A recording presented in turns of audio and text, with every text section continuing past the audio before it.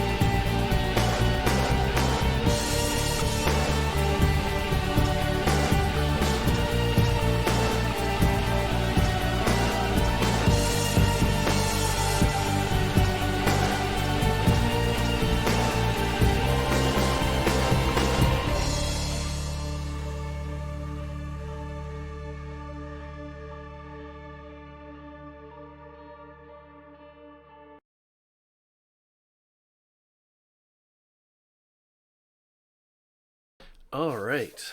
So, Dr. Flores, Hello. you currently have a strange, segmented, sort of insectile, almost umbilical cord coming out from this table that you have inserted into yourself, and it's spread out these sort of fine fibers and seem to connect to your nervous system. And you had felt your consciousness sort of close in on itself and almost have this rushing sensation before then becoming aware of a different space. And you know that you don't inhabit it physically, but your mind is here.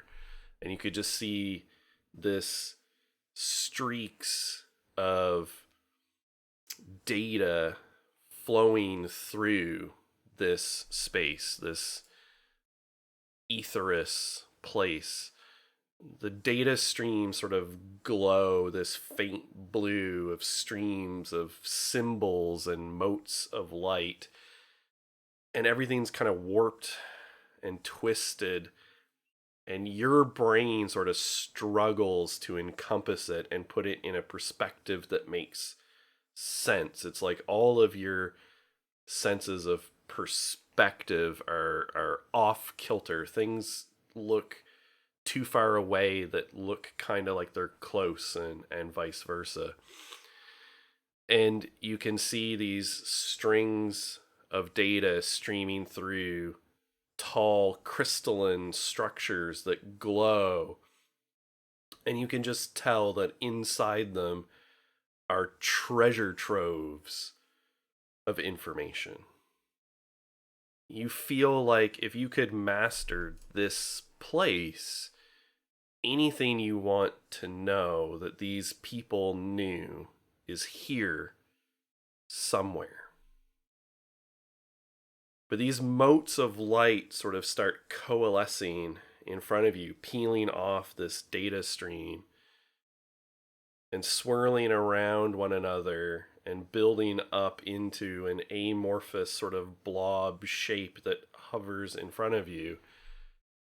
And as it does, it sort of slowly takes on a humanoid appearance. You can see it sort of resolving into legs and arms and a head. There's no detail. It's like one of those department store mannequins, but it slowly resolves into greater and greater focus. Little ripple waves slide over it from sort of head to toe, and with each pass it gains in resolution.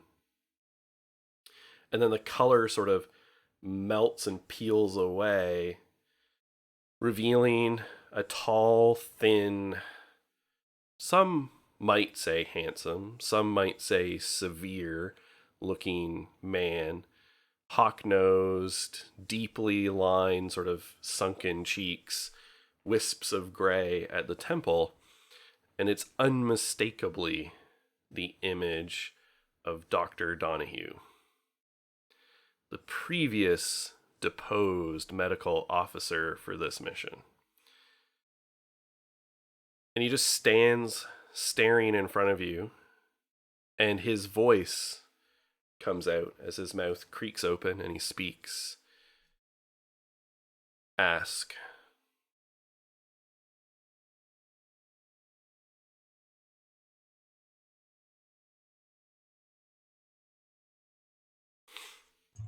Fuck. Okay.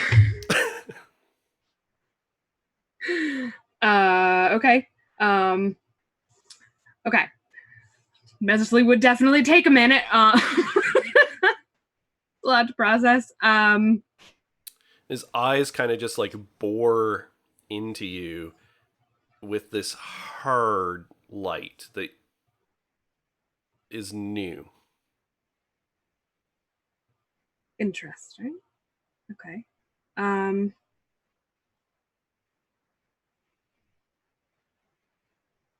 What is this place? This place. This is our mind palace.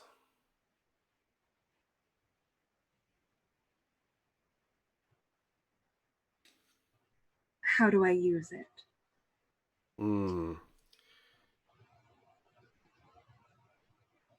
I'm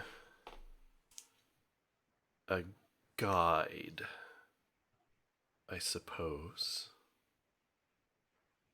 Warden. Patroller. Guard. I walk the edges.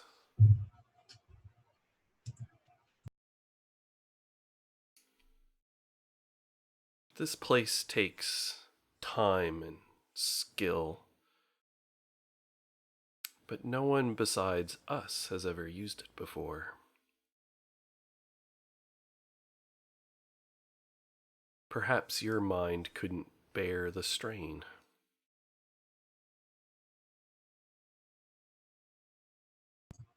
I do love a challenge. Tell me, this sort of looks down at himself and sort of gestures. This was the most potent image I could find in your mind. Who was he to you? Important? Not anymore. Ah. A deposed rival, then. Exactly. Well, we're no stranger to that, then. If one's going to prove oneself, one must struggle.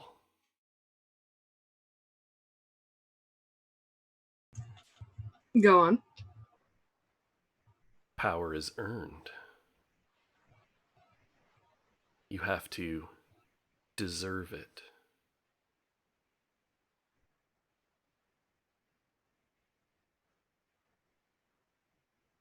And I say I do. Well, that remains to be seen. Although you did take no small risk gaining entry.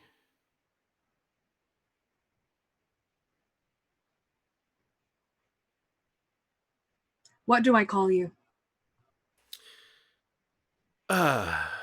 Well, you can call me the Eye. The Eye. Charming.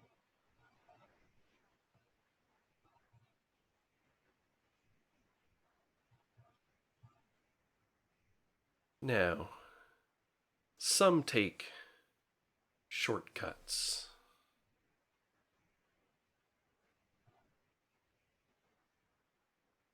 Our people learned long ago that there were things out there willing to bargain, make deals. They offer power for a price. Some of us never took those bargains. We sought our own path.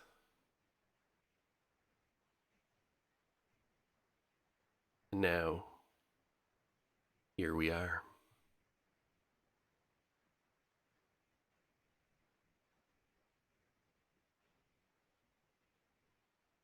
Tell me, do you seek knowledge, true knowledge, understanding, or do you just seek power? I don't see the two as mutually exclusive.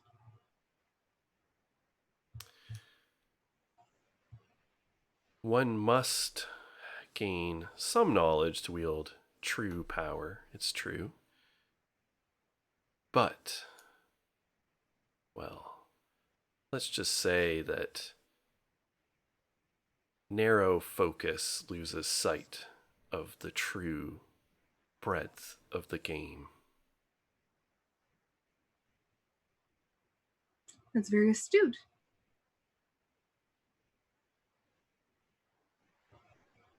Now bear it in mind. Excellent. Well, like I said,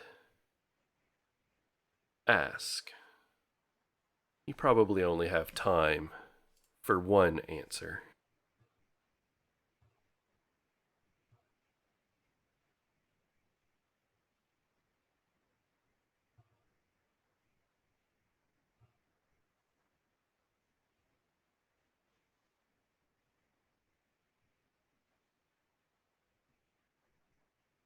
Why was the signal sent to Earth?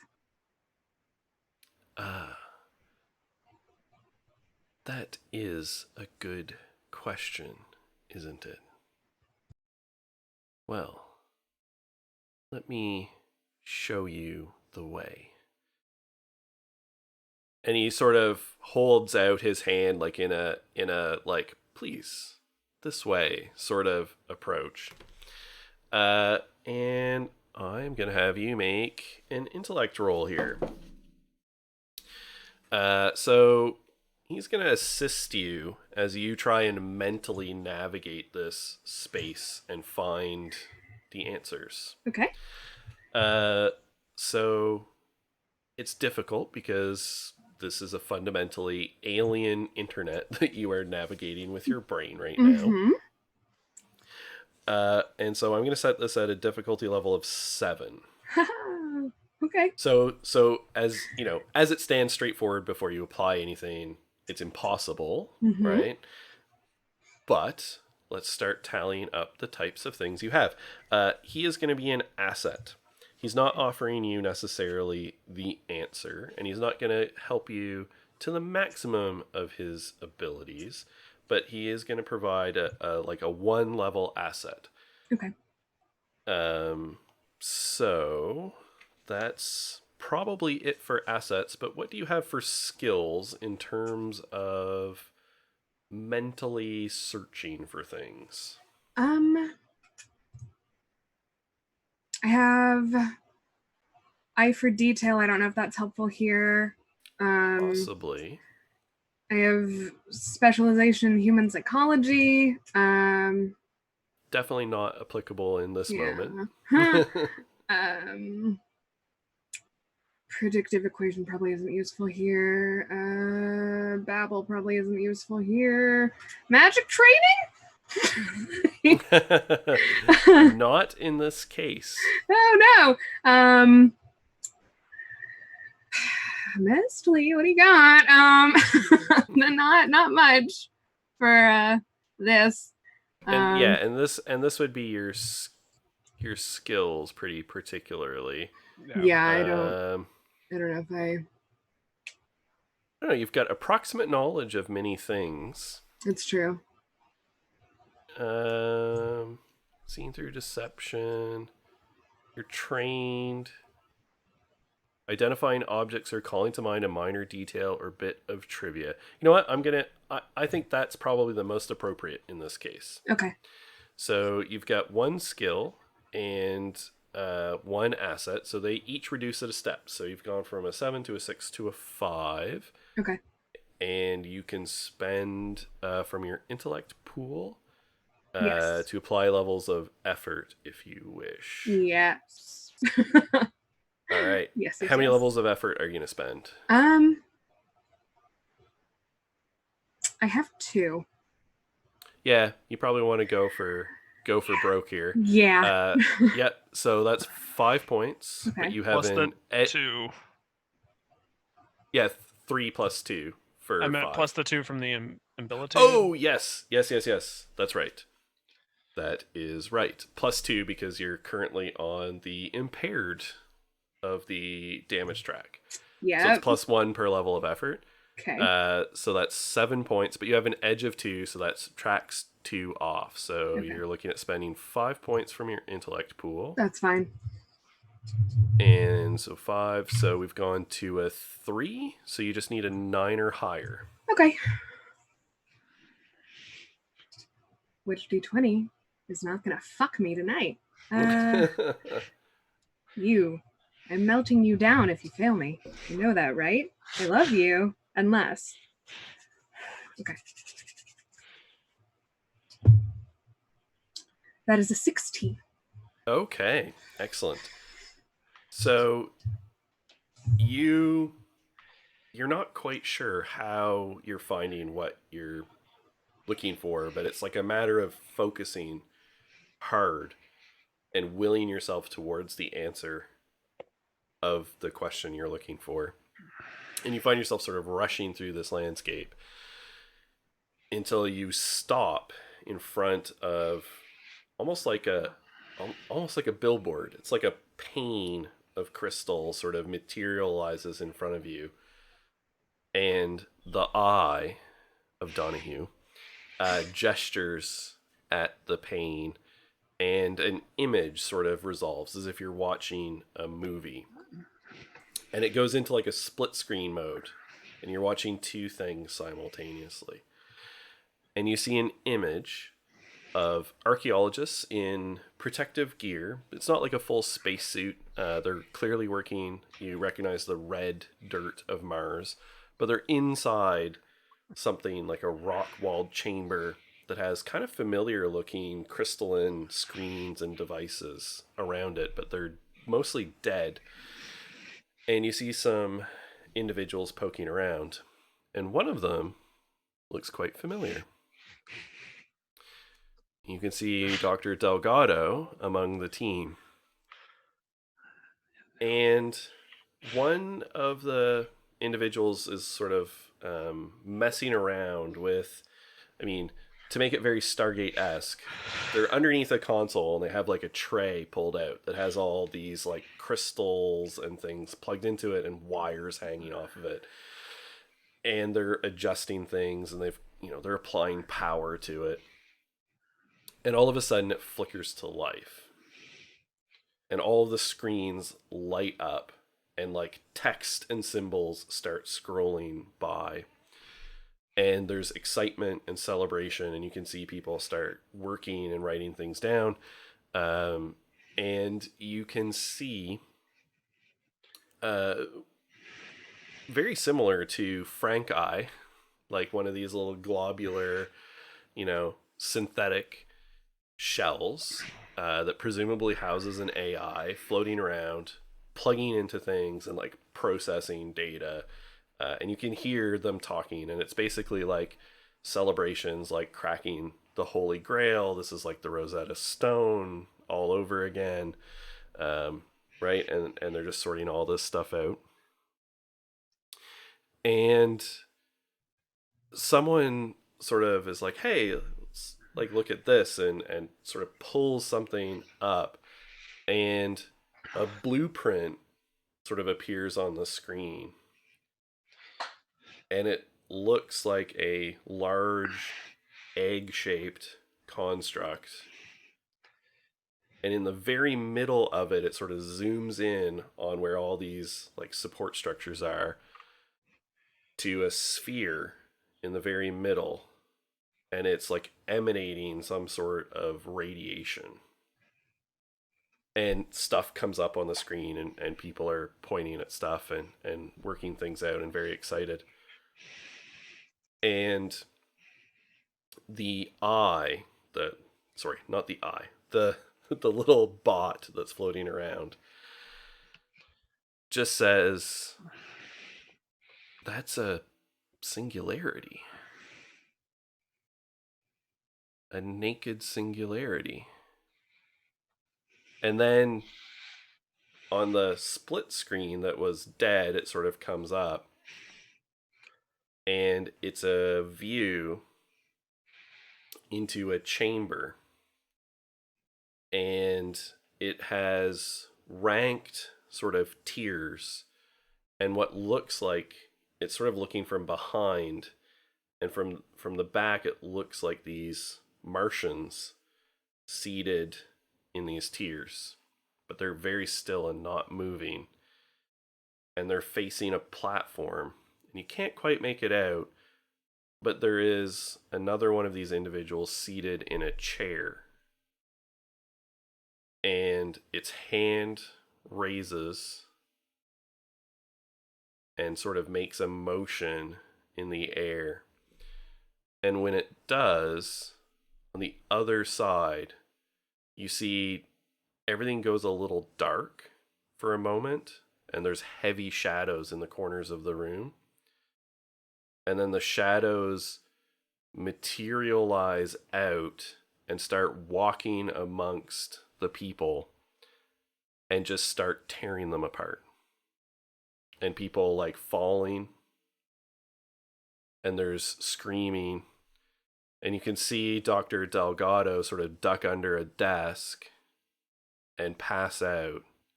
And these shadows just sort of systematically go through the room, killing everybody in it. And all of the screens explode. And then everything goes dark. And the eye just looks at you and says, there are many roads to power. And some of those will do anything to protect theirs.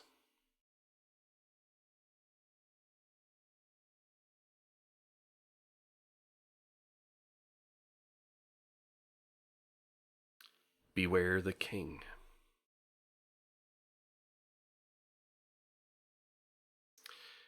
Dr. Delgado,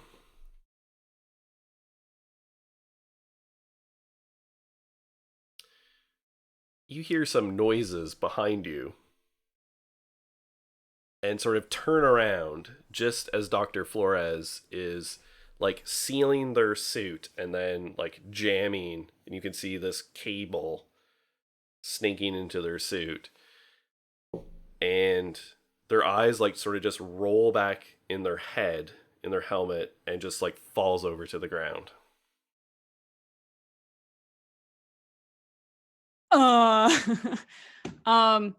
Yeah, I'm gonna drop the tablet I was working on and run over and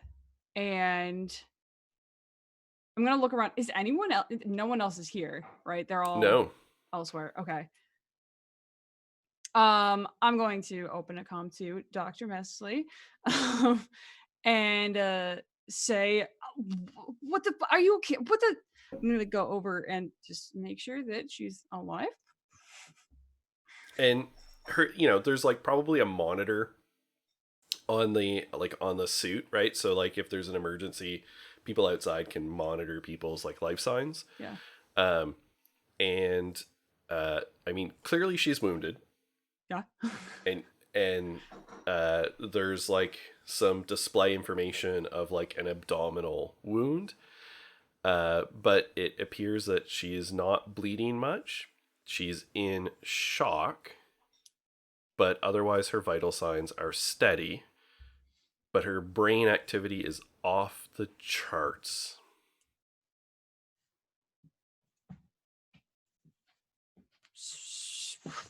Okay.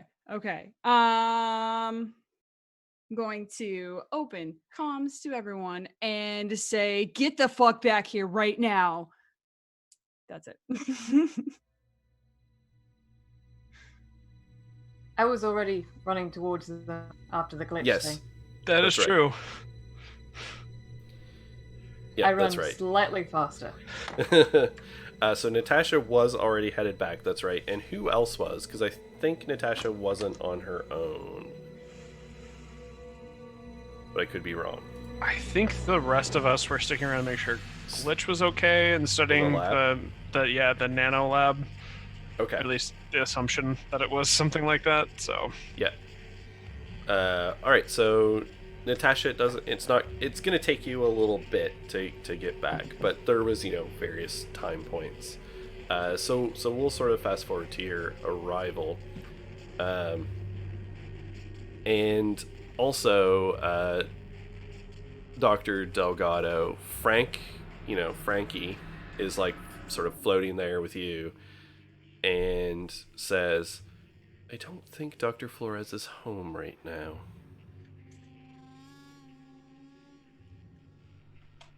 What do you I mean? think her mind is elsewhere. Eva looks down at this umbilical cord like cable and then over to the giant chair and then kind of like at all of this. Yeah. And you can see like lights are sort of like zoom, zoom, zoom, like along the umbilical and like going into the device at the table. Okay, hang on. You said it was going into something in the table? Well, like sort of like Is it the like cables all converge okay. on like yeah. Okay. Just I guess tell me when she's home in case she doesn't wake up. I'll monitor as best I can. And this is about the time that Natasha comes in. Alrighty, Natasha's gonna come in, see this, and just go, I left you alone for 30 minutes. Yeah, she stabbed herself, so can you please come over here and see? Why did she stab herself? I have so many questions. That I do too. I was reading. I was fine. I read some stuff, but okay. 30 minutes! Can everyone in this party stop touching and stabbing themselves for 30 minutes? I don't think we Billy. really need a see lecture Billy right now. shaking. And I'm gonna run over and so is the wound patched up? Well, you can't see because all you can see is where it enters the suit, and it's been sealed around the suit, but otherwise it's under the suit, so you can't actually see. There's on her like readout display, like vital signs. It's indicating that there's a wound in the abdomen, but that's just like a heads up display kind of, outline of a human body with a glowing red dot flashing on the abdomen.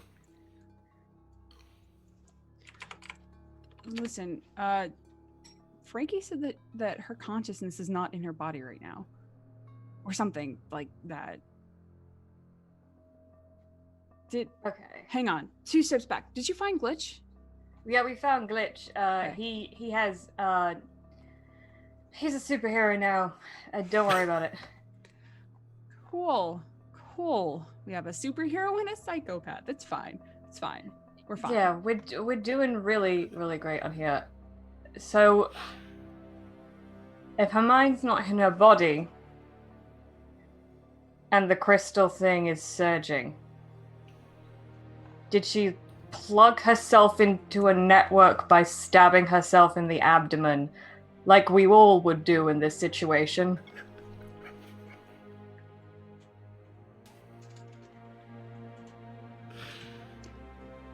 I guess so.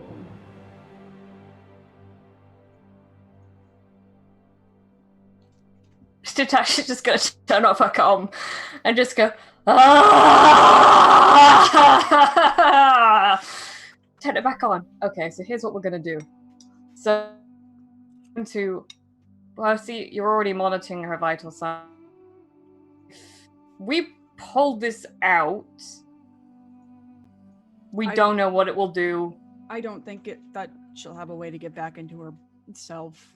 Yeah, I think it's like if you yank out a computer during updates, the whole thing just goes kaput. So I think we just leave whatever that is in there and be prepared to administer medical attention to the doctor when she's awake. Are you okay? I'm great. I'm gonna look back behind me to where that tablet was that I dropped. Is it okay? Yeah. Okay. You stay. You want to go read? Yeah, you want. No, go. I need to show you something. I'm gonna go get the tablet and I'm gonna bring it back. And I'm gonna go to the places where I saw the symbols and the names of the things, the things, and I'm gonna briefly explain the correlating information. And say, does this concern you at all?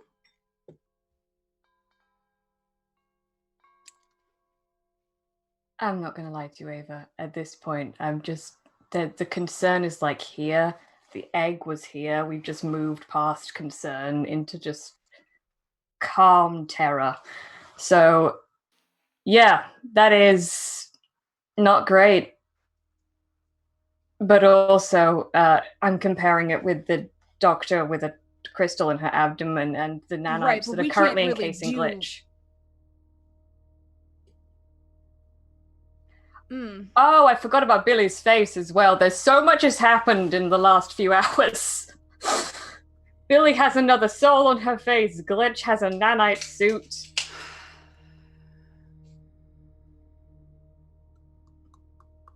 But yeah, I think it's not great. Yeah.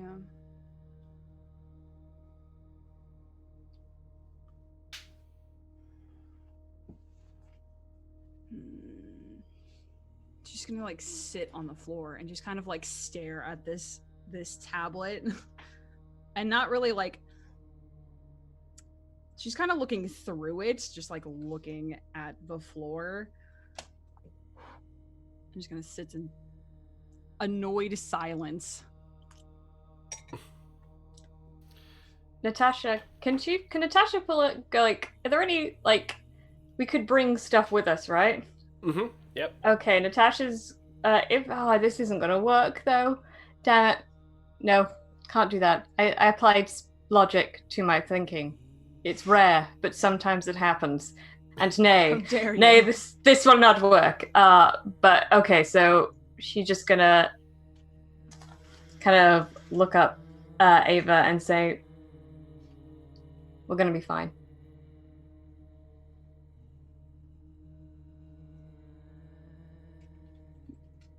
You can't promise me that. I promise not to leave you behind, and I can still promise that. I don't think you can promise me that either. Trust me, I'm stubborn as all hell. I can promise you that. And I'm gonna open a comm to Patsy. So listen.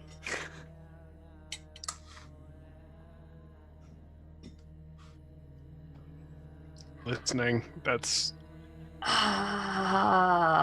So Dr. Flores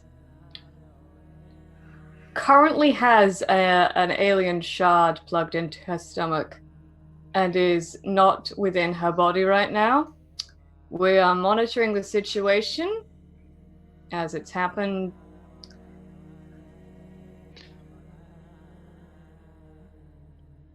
okay.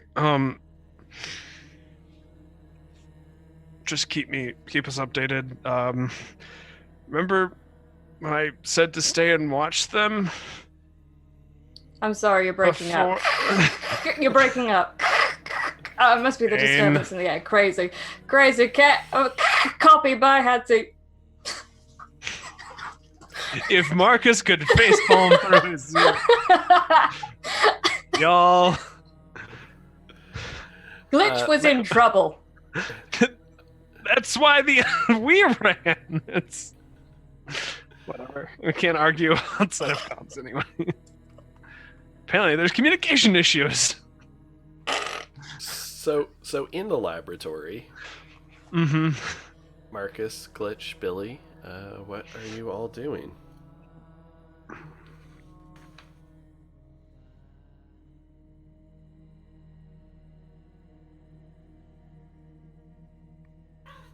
How do you feel, Glitch?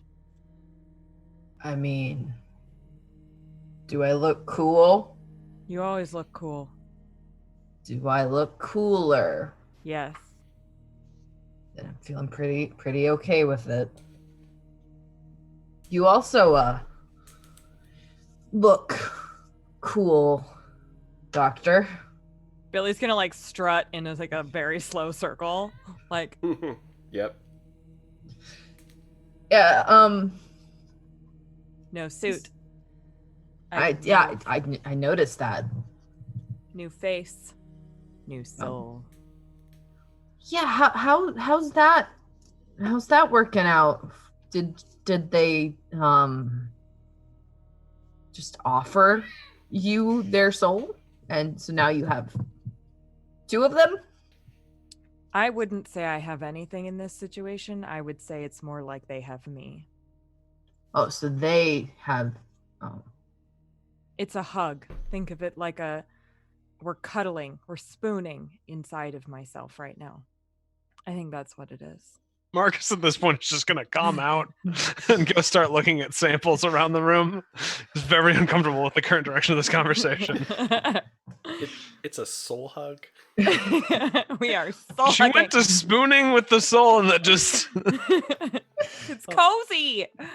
Look, in Saskatchewan, they call a hoodie a bunny hug. So Billy just is wearing a soul hug right now. Yes. That's the mask, the soul hug. It makes it sound so much nicer than it probably is. Probably. So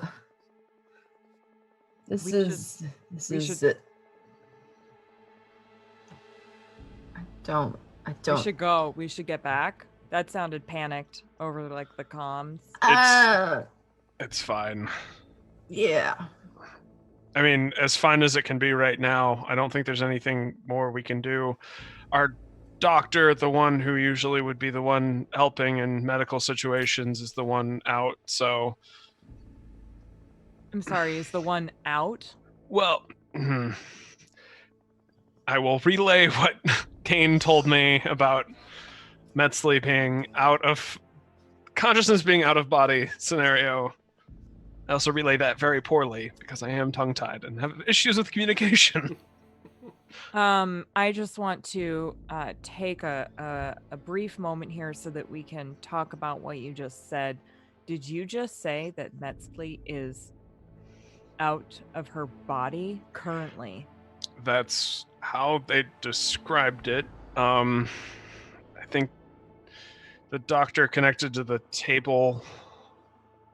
Oh, she uploaded herself to the alien mainframe. Yeah, we'll go with those words. Did you ever watch? It's a movie that they made about Probably not. now-ish, but they made it a long time ago. The Matrix. Metzley's in the Matrix. The weird alien library Matrix. Yeah. Kane's with them, so as much as they can, I think they're good now. So we haven't been here a full day yet, and we've already broken protocol twice. So a lot more than twice, but yeah, no. Well, we've broken the protocols that I thought were protocols twice. I didn't know there were more, but Nope, okay. Not getting into not reading the manuals. I downloaded the manuals. Does that count? Did you download them into, like, you, or just, like... No, just on my tablet. See, that's... Okay. Should we get samples while we're here? I feel like that's a doctor job, but... we don't have all the doctors. I mean, this hey, is thanks, weird. Money Cook Games. Thank you for the host, Money Cook Games. oh, So this is like, I mean, this is my type of lab, I think. How do we assist you, Glitch? I was actually wondering, Billy, if I could get a sample of you. hold my arm out. How do you do this? Are you gonna hurt me? I'm going to attempt to look at your super alien nanites with equipment. You need my right hand then. Here you go. I mean, visibly it's on this hand, but technically it's in your bloodstream, so I could probably get it from anywhere, but okay. This feels right. This feels right. Okay. Is there anything in this lab that I could use to investigate Billy's nanites? Not that you recognize. Anything in here is very foreign looking. It is absolutely alien to your experience. There are some things that have, I suppose, that, form has to follow function to an extent. There's canisters that seem full of nanites. And otherwise there's lots of crystalline-based equipment sort of all scattered around the room. But nothing that seems immediately obvious. The person who does have a ton of medical stuff is Dr. Flores. So this is more a medical lab rather than a sort of engineering lab. Well, it seems like it could be like one person's medicine is another person's engineering. There it is. Yeah, it's just that the equipment is so alien that it's hard to tell what anything does. Now, if you want to look for something in particular, I mean, we can get into some dice rolling and searching and see what you might be able to identify. Well, so this canister that I climbed into had nanites in it, and there are little tube things of nanites in here. Mm-hmm. And I know nanites pretty good.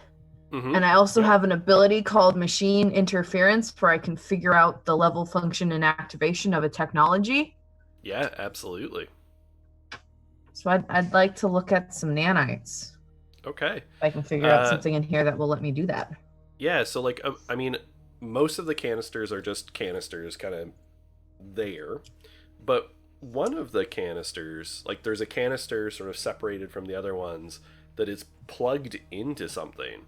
Like it's seated in some sort of mechanism that has like a crystalline front panel on it that looks like the types of panel-based interfaces you've seen in this installation. And it has some like tubes and pipes and things coming off of it.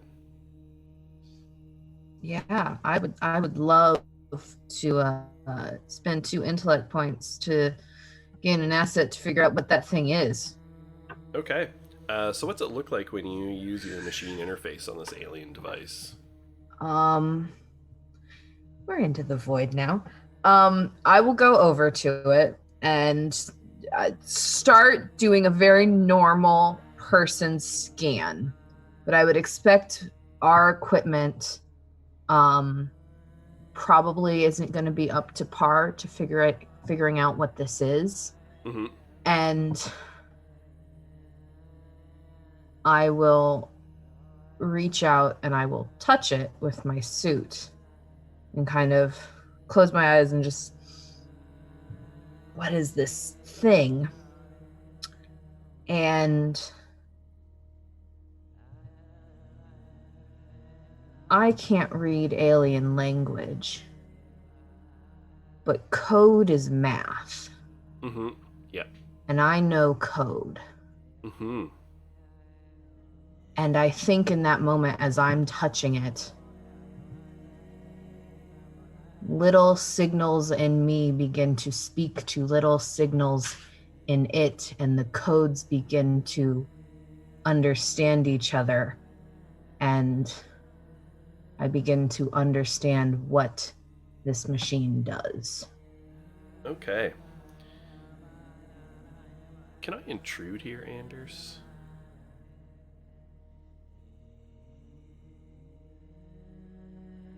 we lost Anders. Oh, it's like No!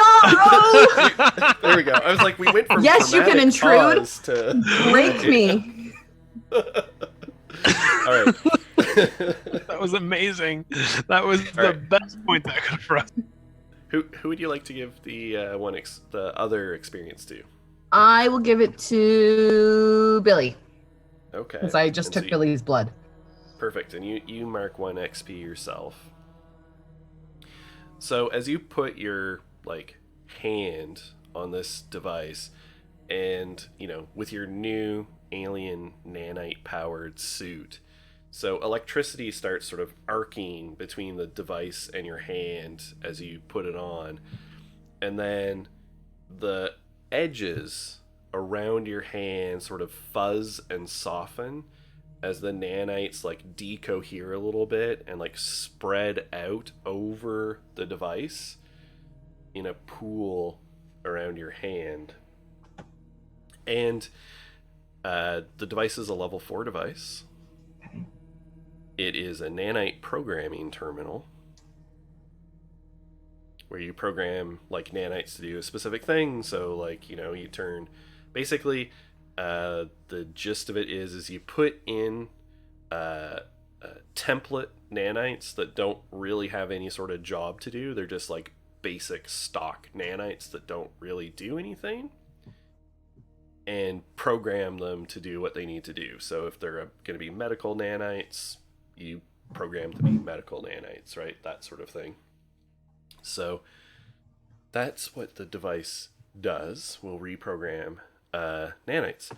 As your suit sort of starts interacting with this device, and there's a bit of feedback that seems to ripple through, and it's almost like the nanites inside you come to life, and you have a sudden flash of insight. and you see. Well, what does it look like when you see your creator? It's a laboratory like this one. And there are large canisters like the one I just stood in along the wall. And they're numbered. 1, 2, 3, 4, 5, 6, 7, 8. And in 8, there's a dark, shadowed silhouette of a human-like figure. And I'm sitting on a steel medical-like table. And there's a desk with a computer. And sitting at that computer is an old man in his 70s. Black hair, completely gray at this point, balding at the top of his head, dark eyes, glasses. And he'll type, and then he'll look at me, and then he'll go back and he'll keep typing. And you see, when he's sort of typing, he sort of reaches up and sort of idly is toying with this amulet that's hanging around his neck. And he looks at you and he sort of reaches up and like unclasps it and let it spools down into his hand. And that amulet is made of this like jagged emerald almost. And it's sort of flat. And he slots it into the computer in this like strange, attachment. It definitely looks like it's been kit bashed together to accept this, shard of crystal that he jams into the computer. And when he does, the emerald sort of glows with this sickly green inner light. And on the computer screen, new code starts flying by, and interspersed with it are symbols. Not necessarily the symbols you've already seen, but familiar in their sense of construction, right? This is very much the writing of these beings whose ship you are on now, flooding through and interspersed with strange code. And then the code resolves into a face. But it's like a dog-like face of one of these alien creatures, but composed entirely of computer code. And it just says, "Back again, Doctor. Do you need more help in your research?"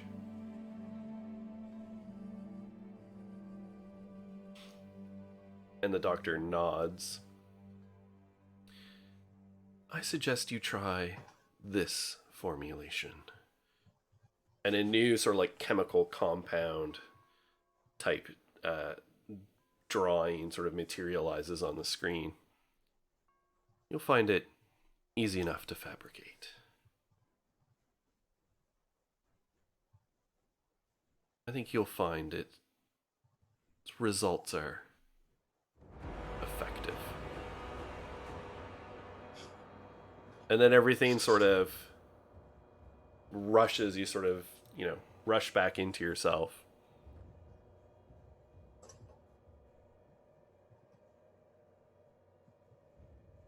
And you're back in the lab.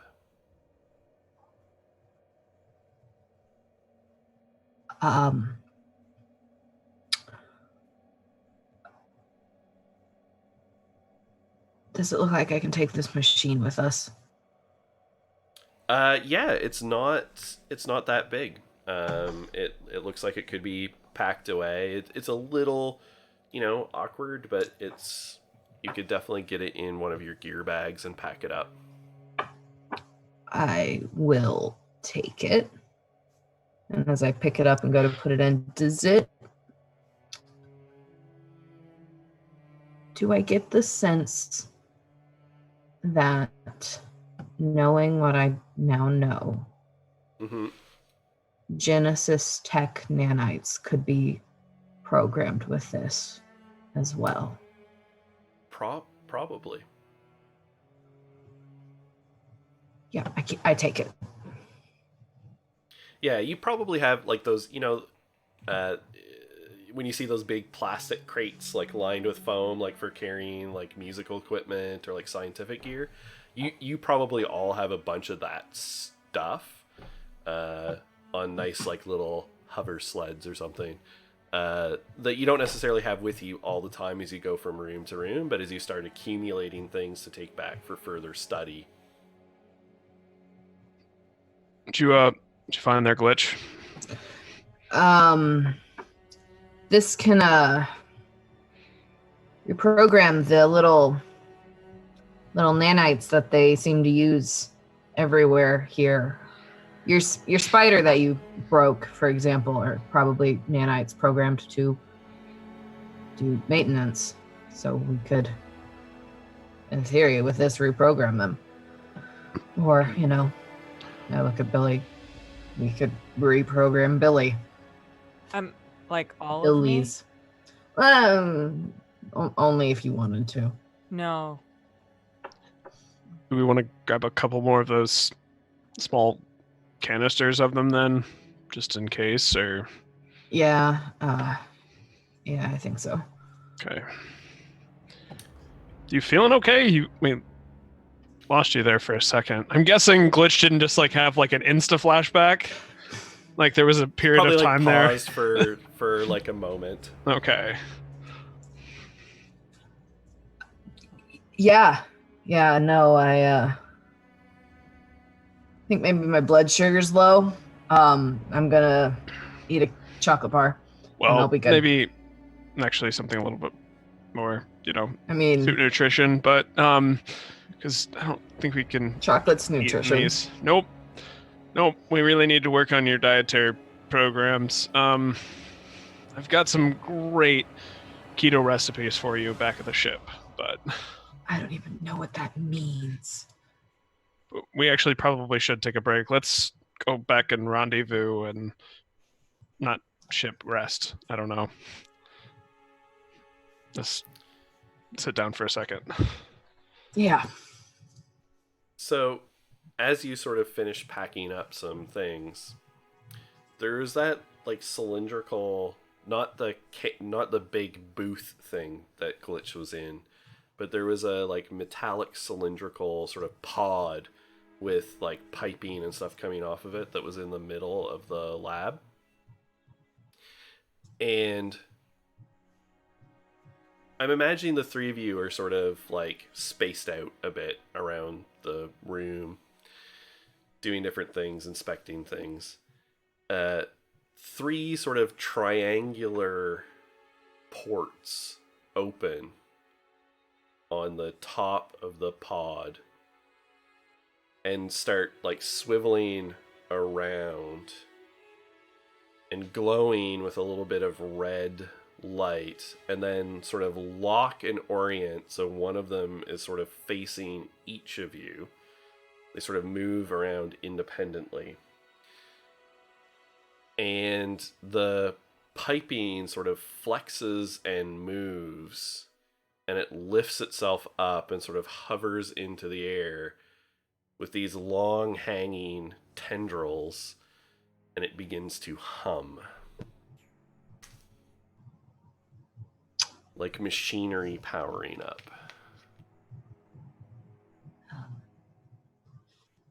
So now the question is, do we stay and greet whatever's coming out of that, or do we want to not be here for it, or maybe it's an explosion? I'm not really sure. So I've got trying to orient us versus this thing. Is this like in the middle of the room? It's in the very middle of the room. Okay. And so these sort of like tendril things have come down, and then there's basically like these three, just for the lack of a better word, eyes? Like red eyes? Yeah. It's kind of like a floating, almost like a floating bacillus. Like it's just like this pill type structure.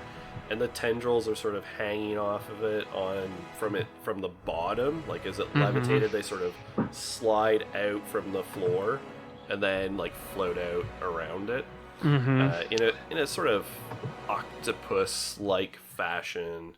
Yeah, Marcus is shouting into the comms, "Move, move, move." It's probably a security system. Move, Maybe we could learn move, things from move. And as you're moving, the tendrils start lashing around. I need the three of you to make speed rolls, please. Oh no! Is this initiative? This is initiative. Okay, We're I actually have. I'm fighting a trained in thing? this. I don't know how that works for initiative, but Yep. I So think we the way all the- are, aren't we? no, So I actually am specifically trained in initiative. Oh, okay. So the way initiative works in Cypher, you don't know the challenge see. in this case, but I can mentally adjust. Okay. So the creature has a level. Yes. You're rolling. If you succeed, you go before it does. If you fail, it goes before you do. So really, initiative will be in 3 phases. Well, 2 or 3, depending. There'll be those that go before the thing, and then those that go after. And within those, you can go in whichever order you wish. Like, between players, basically. So if Marcus and Billy both succeed, whether Marcus goes first or Billy goes first doesn't matter. You're basically going at the same time, right? Can we spend speed pool on this? Is that a thing we do? Absolutely, you can spend effort. I'm so gonna spend an effort. Yeah. Yeah, so its level is hidden. But I need to know if you're A, trained in initiative, or specialized, because you could be, and if you're spending effort, how much effort you are spending. So, well, I'll go one by one just so I keep everyone's numbers straight, and we'll start with Marcus, because you're trained in initiative. So I'm trained in initiative, and then I'm just gonna spend 1 level of effort, but I have 2 Okay. edge, so that's only 1 point. So Okay, so you're And spending then- 2. And then I rolled a 14. Okay, perfect. Alright. And let's go to Glitch. I'm gonna spend 2 levels of effort, but I have no edge, so that's 5. 5. 5 points of Okay. speed. Yeah. I also, I believe, have an armor speed cost of 1 because of the nano weave, because I'm not trained in any armor. Yes, you're not trained in armor, so spending effort. So actually, the way it works is for anybody, regardless if you're trained or not, light armor is +1 to speed effort. Where you're inexperienced, it's a further +1, so it's actually +2 for you Okay. on top of your level of effort. Okay, so I use 2 more. Yes, Okay. And then and then you're just gonna roll the d20 and let me know what you get. I rolled a 13. Okay, and Billy. Okay, so I would like to spend 1 level of effort. Yep. I have 1 edge and speed. So what Yep. does that excuse me, what is that? So the first level of effort normally costs 3, but you'll subtract the 1 off, so it only costs you 2 points from your Okay. speed pool for that level of effort. Oh, oops, I did that wrong. Okay. Nope, that's not right either. There we go. Math is hard. I got a 14. Okay, so the 3 of you all go before it acts. Okay. So, to give you an idea of the size of the room, so all of you can move a immediate distance as part of an action. So if you're gonna move and if Marcus is gonna go up and punch it, he can move about 10 feet, which is an immediate distance, and still act. Otherwise, you can go a short distance, which is up to 50 feet in a single turn, and just do that. And if you want to go further, like a long distance, you need to make a speed roll. To leave this room entirely, you could do as just it's a short distance. So you could exit the room entirely with a move, and that would be your whole action. So, can I go first, fam? Yep. This feels like a perfect time to introduce a little bit more of what the void has been doing to Marcus. Absolutely. So Marcus, seeing this thing sort of begin to just whirl, makes a split-second look between the two other people in this group that are not soldiers, have not been fighting for their entire life pretty much, and is going to move himself in front of Billy and will this shield of just basically reflective light in front of him, like sort of across one of his arms. And Marcus is not just a tongue-tied soldier who needs no weapon, he also brandishes an exotic shield. Excellent. So that is, I guess that's technically an action. Let me look. Yeah, it probably is if it's an ability. Action to activate, yeah. Yep. So. All right. So you do the like light Captain America sort of thing. Mm-hmm. Oof, sort of just appears. Okay. Glitch and Billy, what are you doing?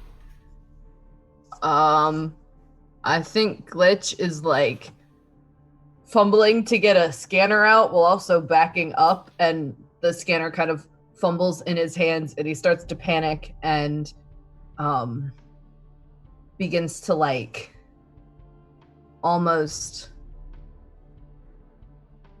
short circuit in a way, and little bits of lightning begin to like pop up around his feet, almost like forming a field around him. There's no steady wall, but these just bolts of lightning. And I'm gonna use my resonance field ability, which lets me make intellect defense rolls when I get attacked. Okay. All right. So, like, yeah, this lightning is sort of just arcing around you, providing a sort of shell, basically. All right. And what about Billy? Billy is going to probably very quietly say, "Oh, holy shit, Marcus, thank you," and yeet herself out of that room. She is not a fighter. She's got nothing. I'm out. I can't. Okay. All right. So you run out of the room. Yeah. Mesley, in your space, the eye looks at you and just and sort of pauses momentarily and then says, I believe your friends have inadvertently activated some of the defense systems of this installation. Can we turn those off from here? Well, we could, maybe. I'd rather see what happens. So would I. Excellent. Well, shall we? And sort of gestures, and the billboard sort of activates, and you are watching the scene play out.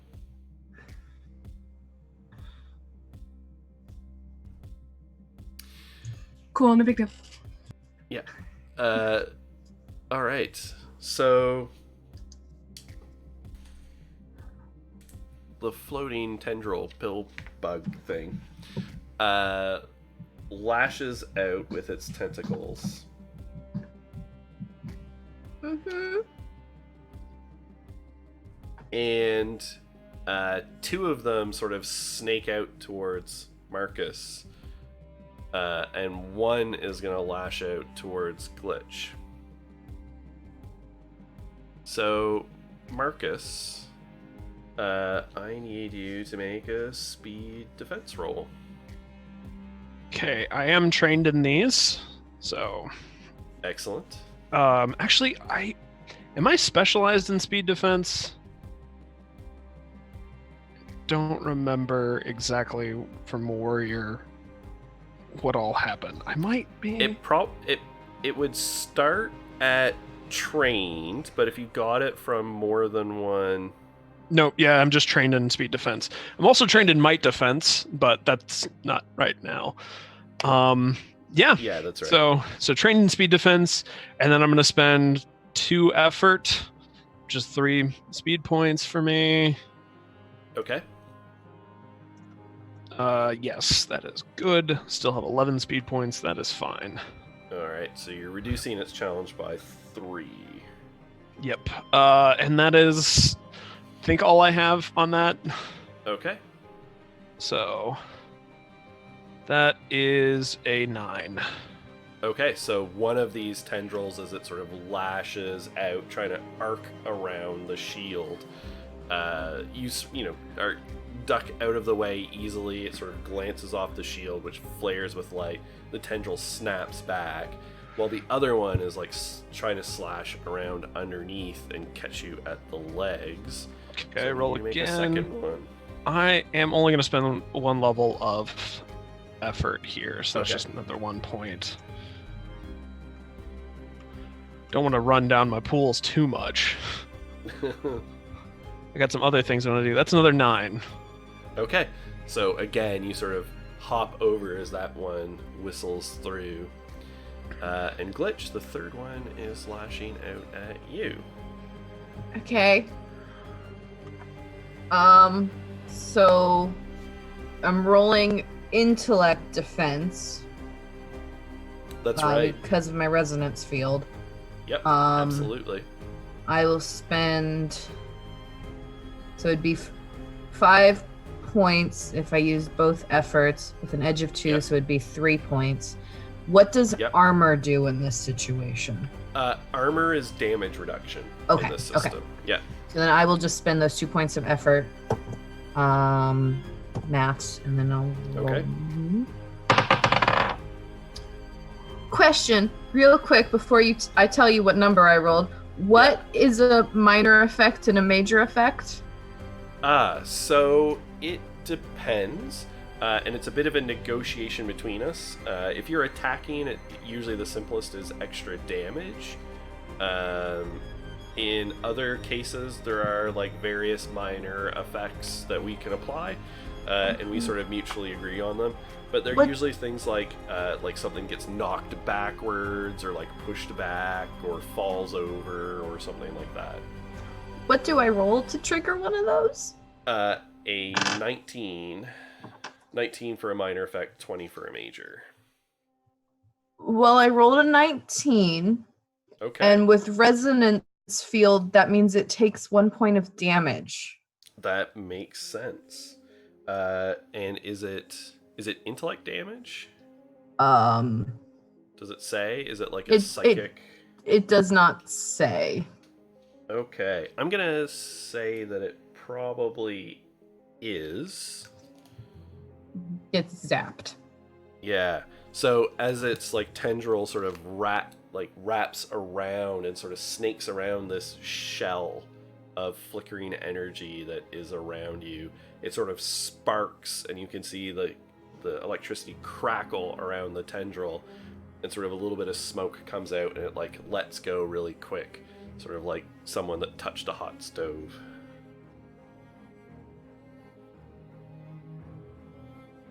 Marcus, do we Alright. break this thing or turn it off? Yes. Ah! All right, So- so it's your three's turn. Who wants to go? I know what I I'm need- going to do. If you I need a second. Okay, I will definitely take the charge. I was gonna Unless- ask if Billy? Billy is Billy gonna like watch or like run? I'm not gonna run. But I have like an idea, but I can wait to see what Marcus does. The thing that I'm gonna do is like, I don't know how helpful it'll be. I don't even actually know if I can do it, so Well, we'll see. let's talk through it. I mean, I want to see if I can use my hedge magic ability to try to cause one of the smaller objects in the room to just smash against the wall, hoping to pull it away from them. Like Yeah, I mean, that they'll yeah, see something moving there and it'll try to go in that direction. that's awesome. yeah, That looks you great. could absolutely try that. Do I need to roll? It says I need to use intellect, and it costs 1 intellect to do. Do I roll on this? To see if I do it- No.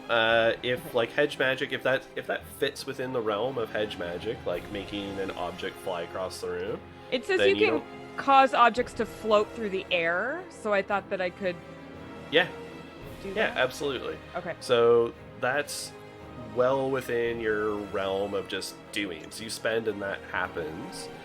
I would say that if we want it to like actually serve as a distraction, then it would be more about like where you make it throw and like things like that. And so we'll roll and see if you distract the creature. Okay.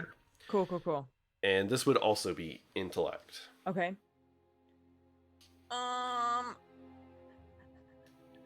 Okay. I'm spending things on this, right? To help me? It's up to you. Okay. Do you have any relevant skills around, say, deception? Oh, not around deception. No. Okay. Yep. So you can spend intellect to apply levels of effort to this if you wish. Yeah, I would like to do that. I would. Okay. So I'm gonna spend one level of effort, but I have an edge of 2 for intellect. So is that spending 1? So 1 point. Yep. Okay.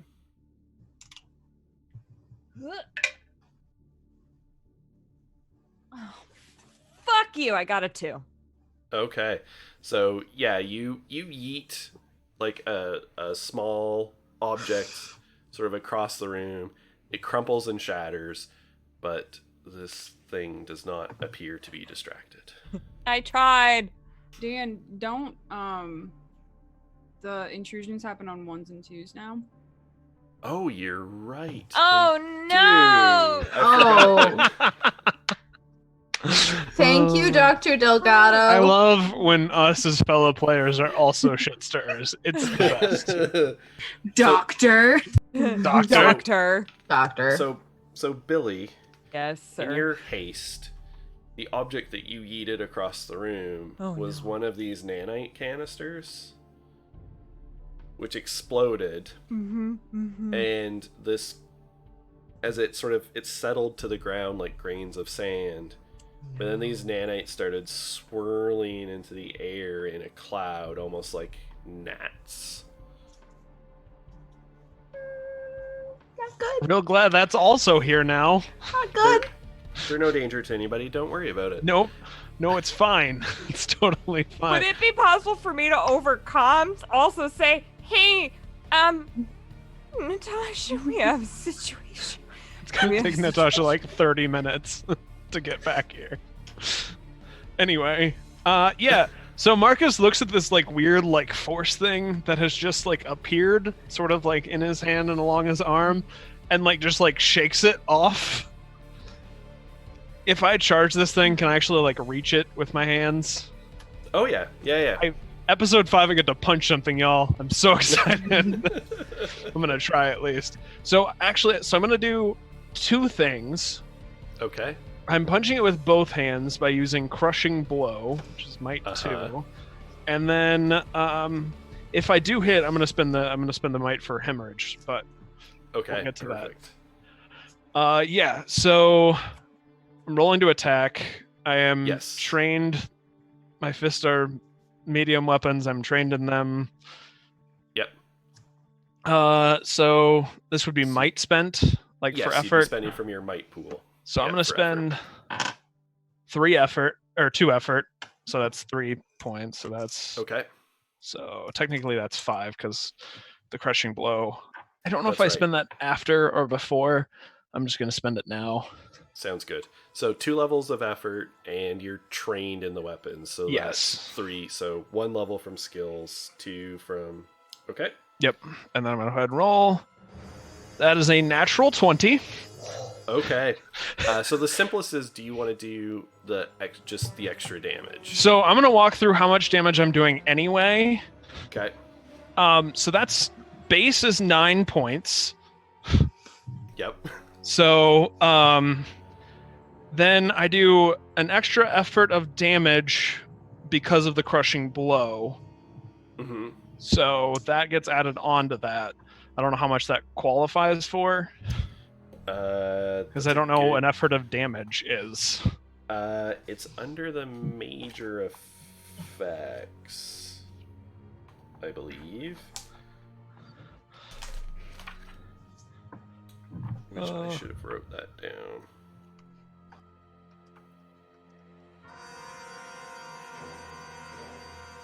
Oh, hello, music. That's great. I know, that was great. Dealing damage.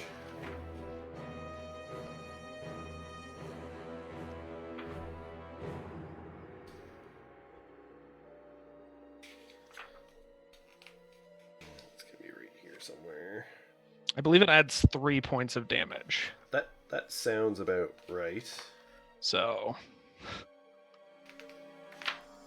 that's an extra, it's an effort of damage, that's 3 more. So that's 12 damage. Okay. Yeah, let's add 4 more damage on top of that. Why not? Yeah, let me just double check this here. Special rolls, major effects. Yes, 4. Okay, so 9 plus 3. 3 plus 4. Plus 4, and it's got armor, but... And then I'm going to spend 2 more might points to do hemorrhage. Yep. Which doesn't do any damage this turn, but next turn it does. It applies 3 damage, ignoring armor. Okay. All right. Yeah. So. Perfect. All right. So describe what it looks like as you do like massive damage, because this does like it takes it from like a here to like a here. Yeah. As so you do this. Marcus kind of, as I said earlier, like sort of like looks at this weird light shield thing that is materialized in front of him and just like shook it off, and then just like goes and tries to just grab this thing because it's floating now, and just smashes it into the ground while like also trying to like tear off a couple of these tendrils and just like pretty much just protecting the group and just I was envisioning One Punch Man. Very close to, just like, but like with both slamming hands. it into the ground. Yeah, so you know, part of it crumples, a bunch of like seams like pop open in its external armor, and like some sort of viscous like oil like substance is like spraying out and like leaking, and like little thin tendrils all like ooze out. What are you doing, Glitch? Fuck. I hear the smash and brain goes, huh? Oh, fuck nanites. And we've been on this egg for like a couple hours, and I'm nanites, and mine have been malfunctioning the entire time because we passed through an electromagnetic field. So maybe electromagnetic field will fuck up these nanites, and I'm gonna stay there and use my new ability stasis to capture them in just a little electromagnetic bubble so they can't move. Okay, excellent. So you spend whatever points that needs. I'm guessing it's from intellect. Yeah, it's 3 intellect points. All right. And it's an action, I'm gonna guess. Yeah, and when it is in stasis, I haven't typed it in my character sheet yet, so I need to load the PDF of the Cypher System document real quick.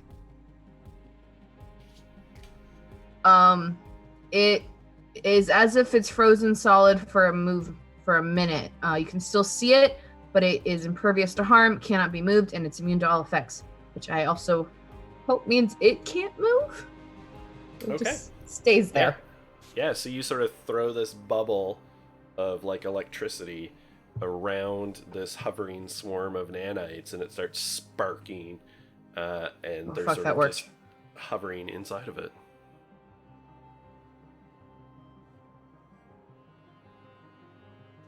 All right. So the floating thing, again, is going to lash out with 2 of these tentacles at Marcus. Okay. How much speed do I have now? Yeah, I'll just spend the 1 on this. Okay. This All right, first so one. on I'm going to spend a the level of first effort one. on both. Okay, Sort of just go ahead and tack them off, and then I'll just roll. perfect. Sounds good. Okay. First is another 9. I've rolled 3 9s on these defenses. Right. But so you didn't have a skill, right? So just the 1 level. No, of I am. effort? I am trained in speed defense Okay. as well. So Okay. All right. So yes, you dodged that one. second one is a 3. I do not Oh. dodge that one. You know. So this time, you sort of hop over the first one, and then the second one cracks you right in the ribs and sort of lashes across, sort of batting you to the side a little bit. It's 6 points of damage. For which pool? It always goes might first. Okay, unless yeah, it's that's like a right, poison yeah. or something. Yeah. So that it'll just is. it's reduced by any armor that you have, but otherwise Mhm. it's just yes. So the I remainder think I is have- just right off your might pool. So I have 2 armor, 1 because of void stuff, 1 because of speed defense thing. So I'm not technically wearing armor, so I get armor. It's weird. Yeah. So that's technically 4 4. points. All right. And Glitch, the third tendril, sort of snakes out towards you to sort of smack you. Okay. I'm starting to run low on intellect points, but I will spend 1 effort with Okay. my edge, so that's only 1 thing from my pool because my edge is 2. Okay. So it's reduced 1 step.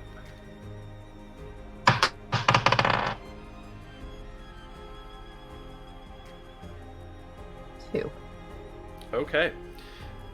So this again smashes into you. It sort of just slices right through this psychic field that's around you, and the tendril wraps around you and grabs you and is squeezing. So you take 6 points of damage. 5. Yeah, reduced by your armor. That's right. And I hate to do it to myself, but is that an intrusion because I rolled Yeah. 2? Yeah, the intrusion was it grabbing you as opposed to just hitting you. Okay. Yeah, so you're now immobilized, so you can't move. Cool. That's cool. In the other room with Natasha and Dr. Delgado, the lights are have dimmed a little bit and faded into a slightly different color and are flashing. And Frankie just says, I believe they are in trouble. I think some sort of defense systems have been activated.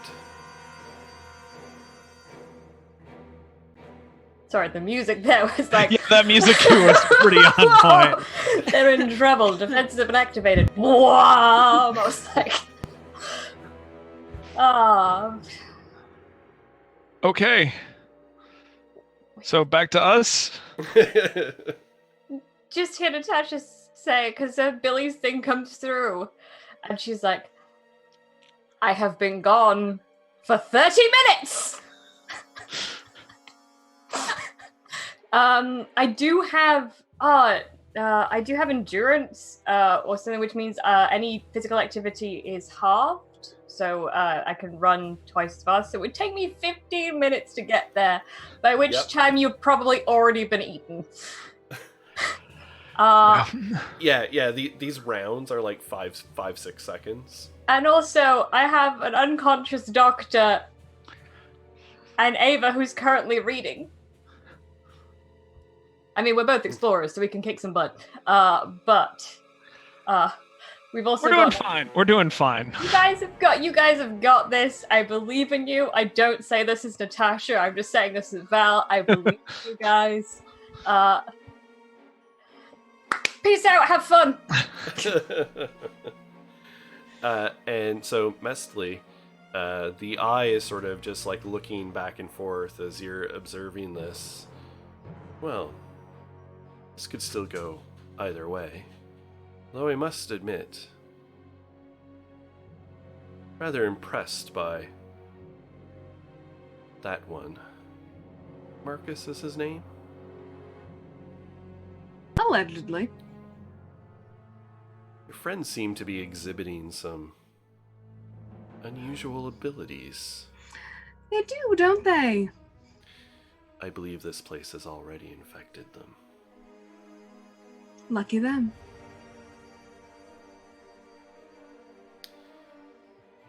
What the void calls for, it eventually consumes.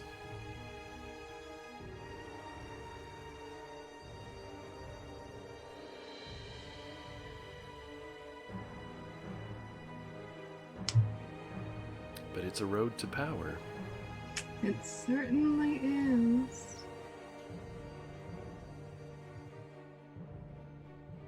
It's also a road to damnation. Most usually are. That's why we're here. Is it? Avoiding the gaze of those who damn us. And who might they be? There are many things in the void, some malevolent, some not. But even those that aren't, judge.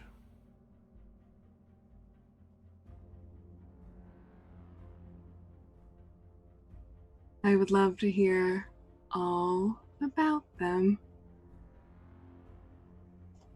Some call them gods.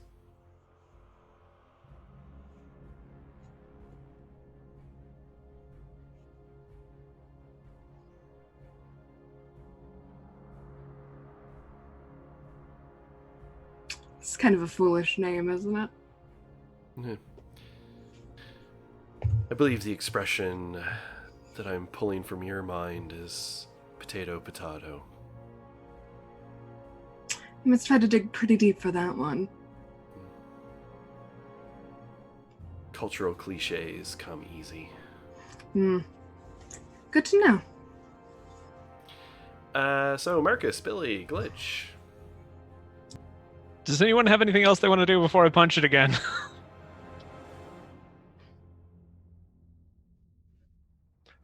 Okay. I'm seeing head shakes. One punch, Marcus. I'm gonna punch it again. Two punch, Marcus. We'll see. I'm gonna crushing blow it again. Okay. Oh, it takes 3 damage. Unblocked that's by right. armor That's right. as and it it's like- hemorrhages. yeah, it's like leaking fluids. Yep. Doesn't have blood, but it's hemorrhaging whatever is in gunk is inside this thing. Yeah, the fuel or whatever, and then I'm gonna try and slam it into the ground one last time to put this thing out of commission. So, okay. Oh, I forgot to send effort. I rolled already. It's fine. That's a 13. All right. So you had the skill. Skill. Yeah, I think that would be enough. Yes. Okay. So you whack it. So that is still 12 damage. So you put your fist through this thing directly, like, right in its dome, right where, like, right between those 3 eye things. And Yeah. it just, like, sinks to the ground, sparking, and, like, cracks open, and, like, all kinds of goo and gunk and squirming, almost snake-like or worm-like tubing and bits of crystal just all spill out.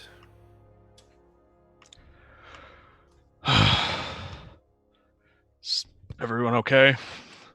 Ow. We should probably leave the room still. We've got a... I mean, How did you do that, Glitch? This thing is still just like encased in this stasis. These nanites. so is probably Glitch at this point too. Let me put the nanites in a box. I'm gonna go over and start helping Glitch kind of get unwrapped from this tendril. Thank you. That Yeah. was not Yeah, fun. it sort of like slumps down to the ground. Yeah. Still gonna go like, kind of give a hand with this whole situation, and Yeah. we should get back to the others. Yeah, You have very there's strong definitely hands. in all of this Thank like you. internal technological goo that is spilled out, like little bits of like crystal and like metal and stuff all glint. Speaking meta for a second, this is definitely the like you There's could a potentially cipher. salvage ciphers from this. Yeah.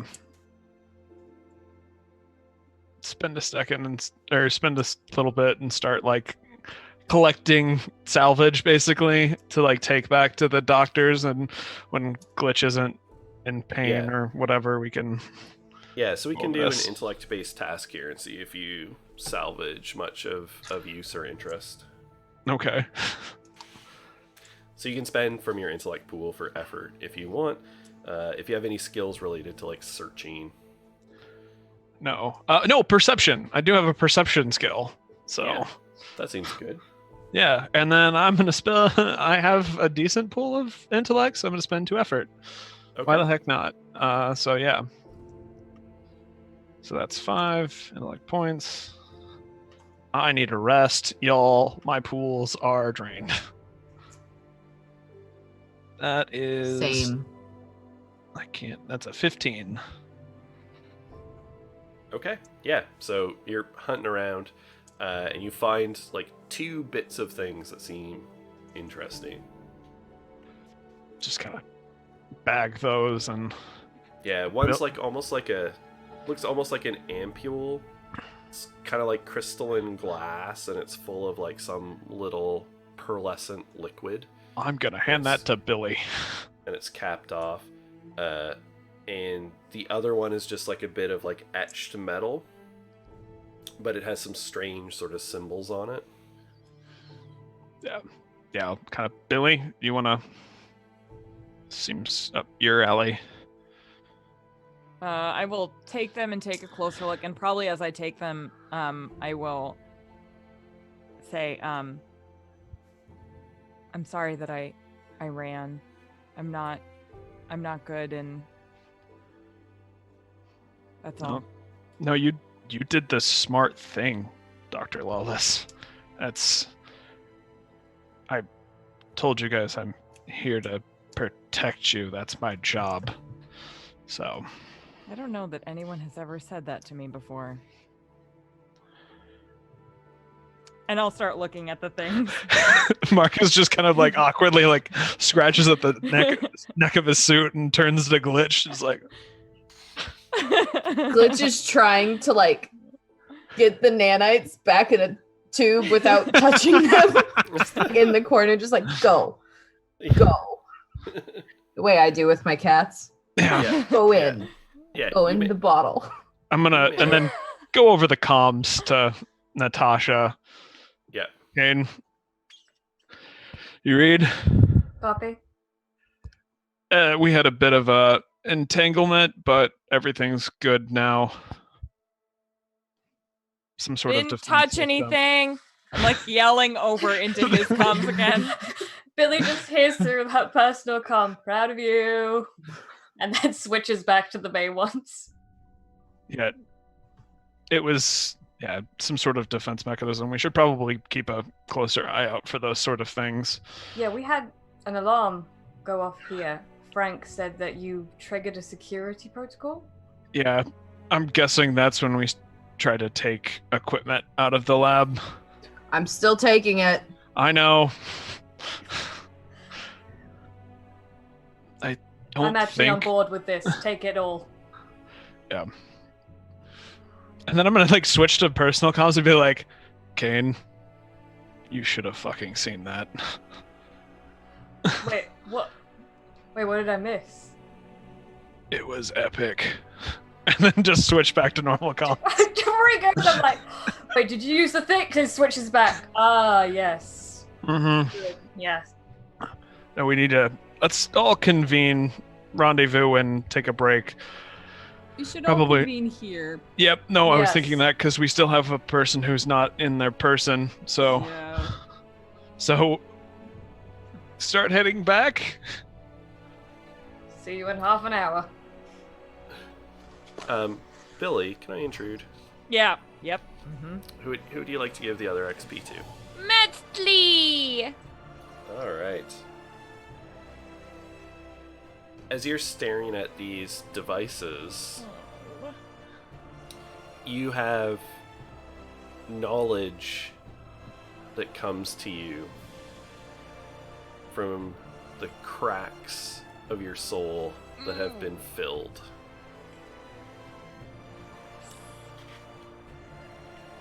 And as your voice opens, as your mouth opens and your voice emerges, it takes as your voice opens, it takes on a different tone for those who hear it. It's still you, but it's like shifted a few octaves, and your inflection is off, right? Like someone who is speaking with someone else's tongue and language to express, concepts that perhaps they don't know. And you feel like you can't even really control what you're saying. It just sort of spills out. And so to everyone else, to all of you, including yourself, it's probably a little unnerving as Amon speaks with your voice. And the disc he names the Deathbringer.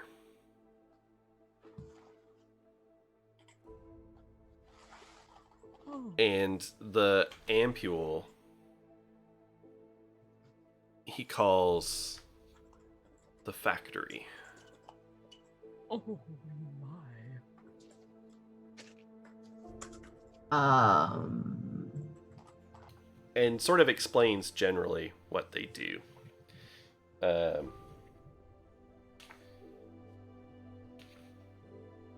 So the Factory, specifically the chemical factory, roll me 1d6, Emma. 6. Okay. And roll me a d100. So Oh you god. happen to have some nearby. Yeah. Do I have some nearby? Dan, please.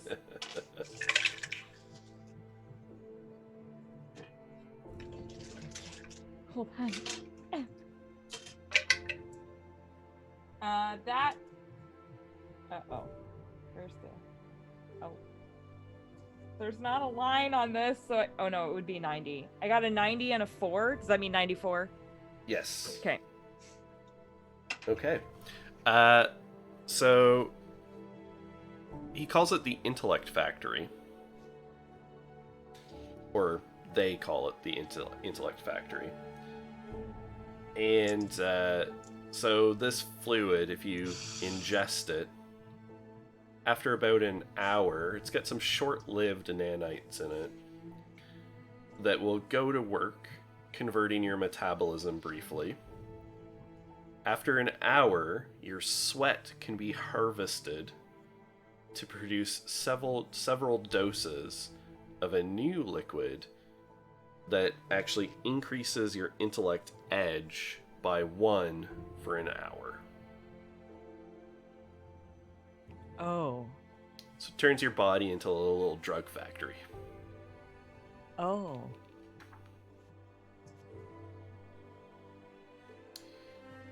For the disc device, Thank you so much, Dice Priority, for the host. We love you. Roll me another d6. That's a 4. So, the Deathbringer, or the Soulbane, Oh. Mm-mm. No. if you activate it and use it, for the next minute, anytime you strike a creature of the level of the cipher or below, what was the level you rolled again? 4. Yeah, so 4 or below, if you hit it and then make a second attack roll and succeed, it's instantly killed. Oh.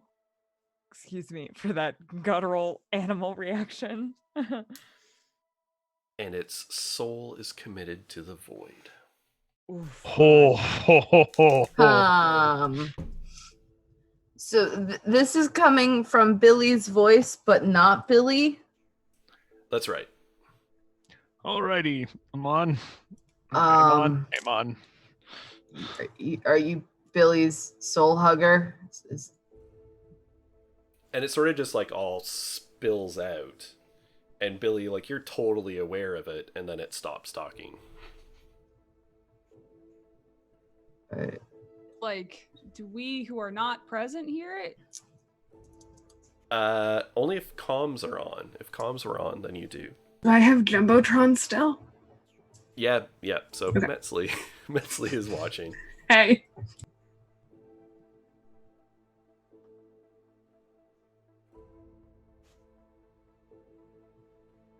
Can you did you control that? Like, did you ask them to talk, or did?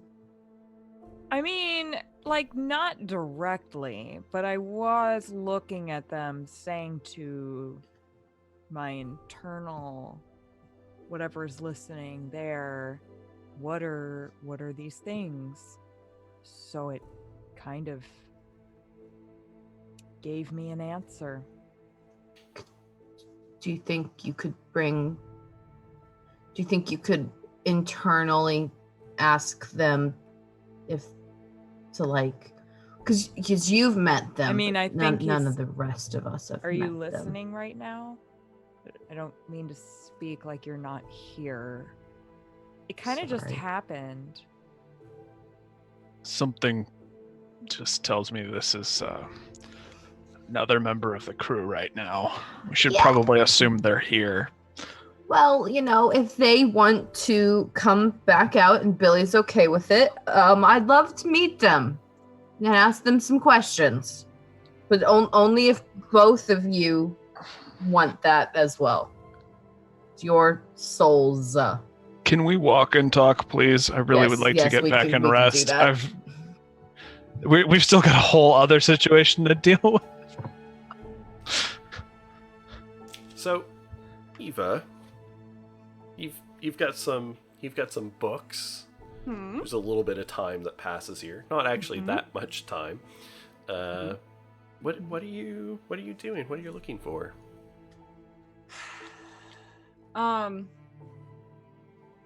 I think like that the moment that like the alarm, like the lights started dimming and everything, and Eva doesn't like panic, which surprises her. She just kind of sighs and then looks down at Mesley and then kind of looks over at Kane and then just stands up and goes towards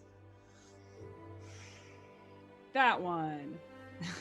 She's Like, gonna just go- sort of grabs a random tablet out. Yeah, just kind of like making sure not to go. She wants to get a wide swath if these are like categorized. So she's gonna go to the opposite side of the farthest one that is still semi within eyesight of Kane. Yep. Okay. Can I intrude? Yes, please. All right. Who would you like to give the other XP to? I want to give it to Marcus whenever he gets back.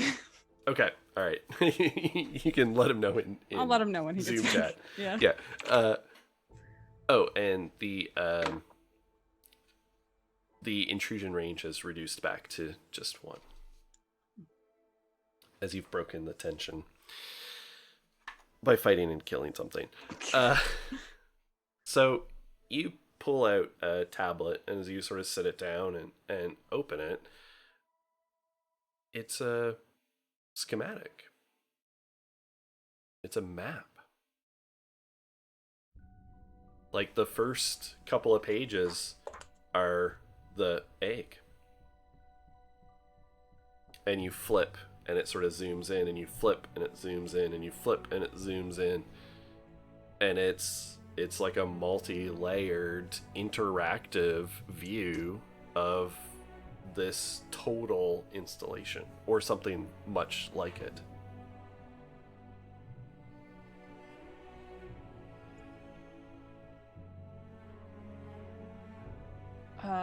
I think to herself, she's just gonna say, "Holy shit!" She's just gonna like, she's basically gonna see if she can move it, like physically move it around, or if it's more like an actual page where you have to like flip through.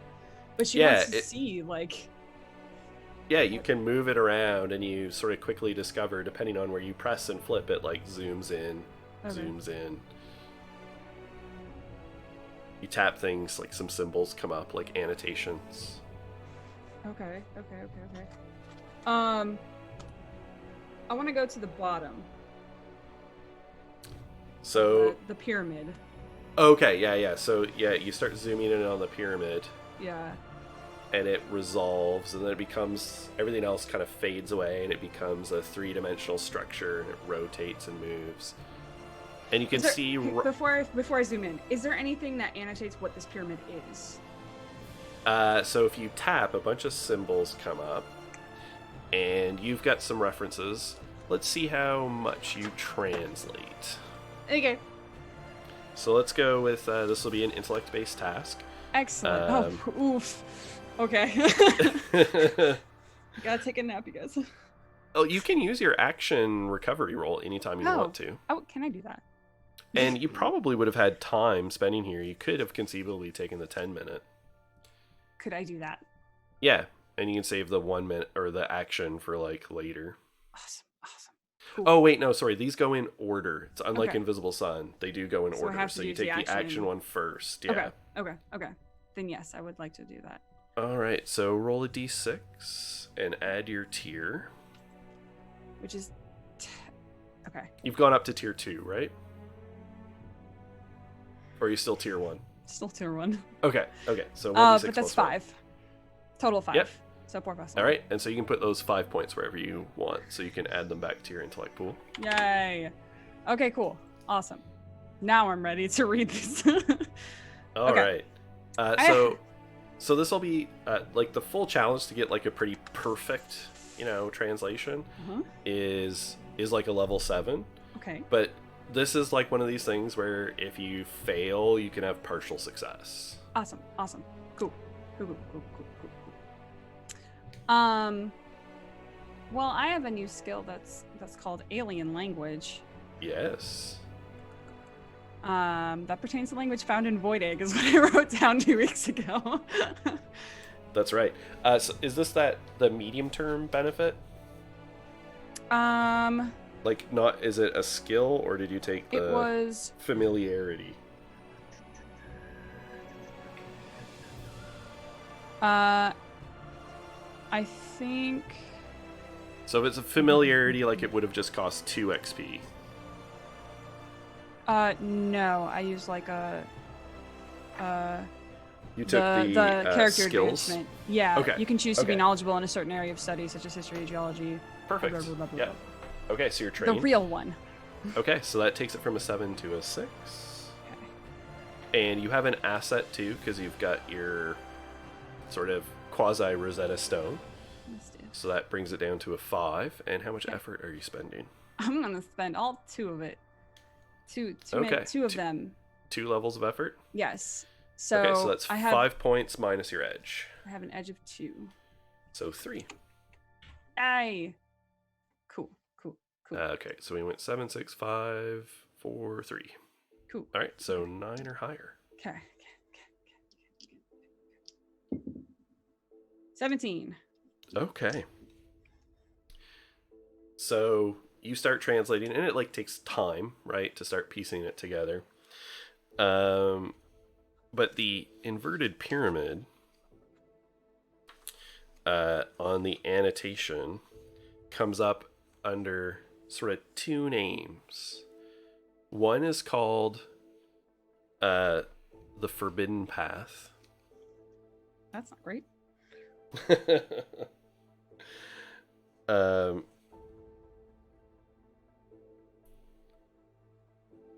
And the other one is called the Mind Palace of the Damned.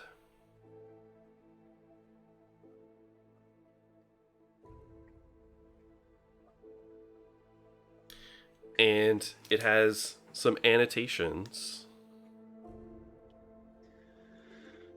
Those who would unlock the void must walk the path of ritual.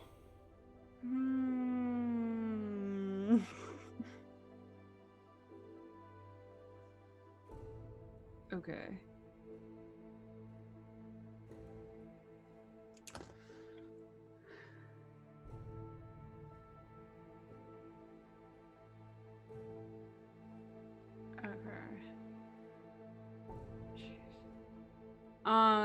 Yeah, now then from there I'll like zoom in to see what's at the bottom of this pyramid. Yeah, so as you sort of zoom in on the pyramid, it has almost like 3 levels. Okay. With different sort of some small rooms, but some bigger rooms. And they all have like symbols, right, for like annotations on them. But then down at the very tip,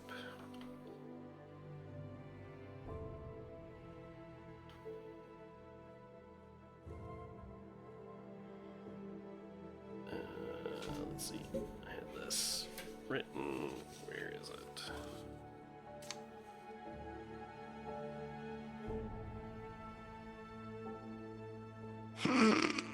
So the symbol that blinks up on it it has 2 symbols. The first symbol and the 9th symbol. Okay. And it has 2 sort of names. The threshold and the entrance to the underworld.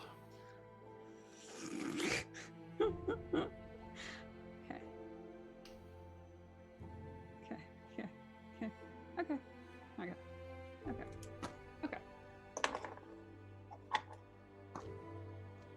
Oh boy.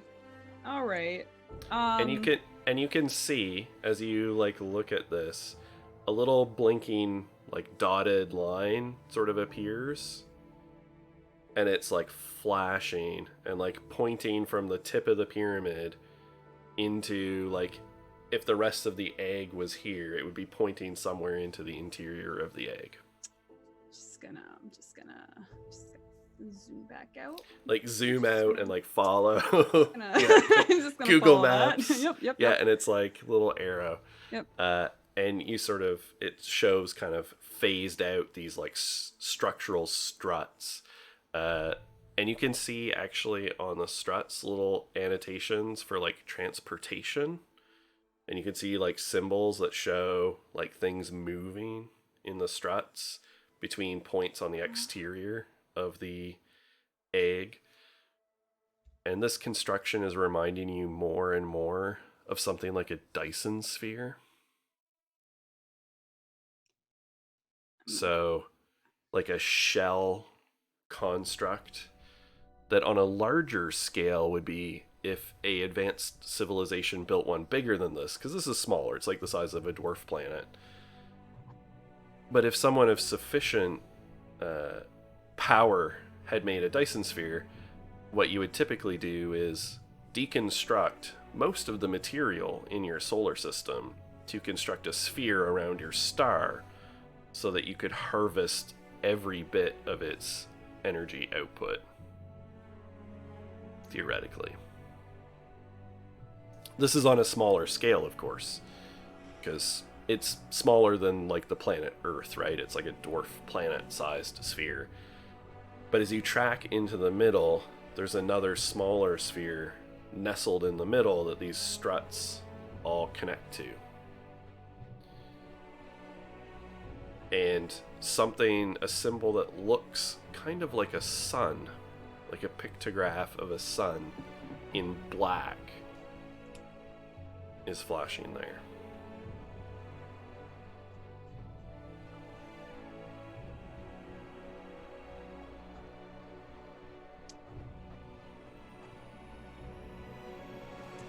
And it's annotated as the singularity. Okay.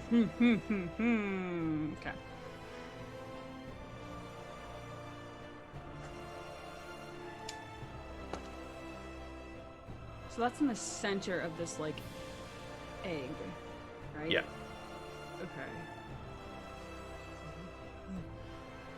Okay. Um.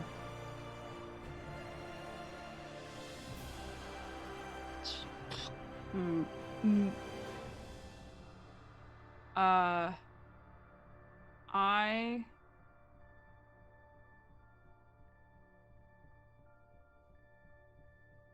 think I'm gonna.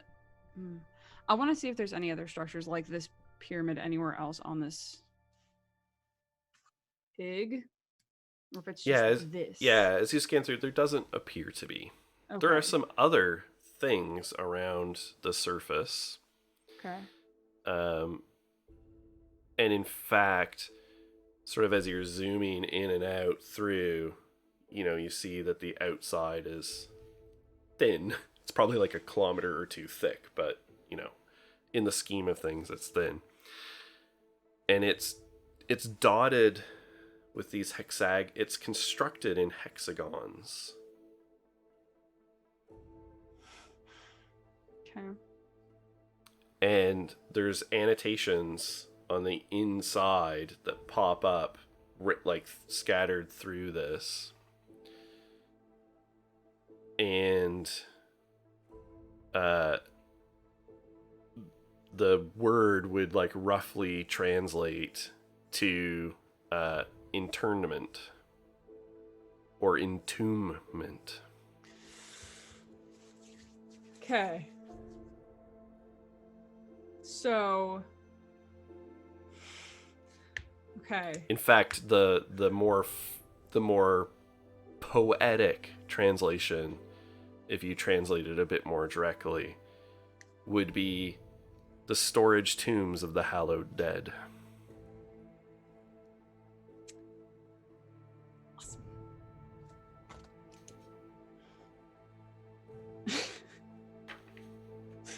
Okay.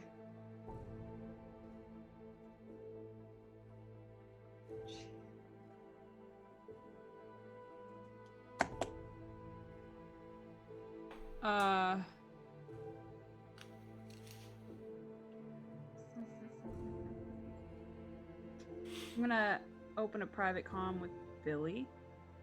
Mm-hmm. And I'm gonna say, Hello? how close are you to getting back here? Soon-ish. Theoretically, GM, are we close? Yep. Yep. Soon. Close. Why? Found another book. I'm running. I'm gonna start running. I'm a run. All right. Metzley. Hey. The eye sort of just turns to you and says, "Well, that was interesting." Indeed. That king you warned about, Yes. do they have a name? I'm afraid even to me it has been lost. Would you tell me even if it hadn't? I'd probably make you work for it.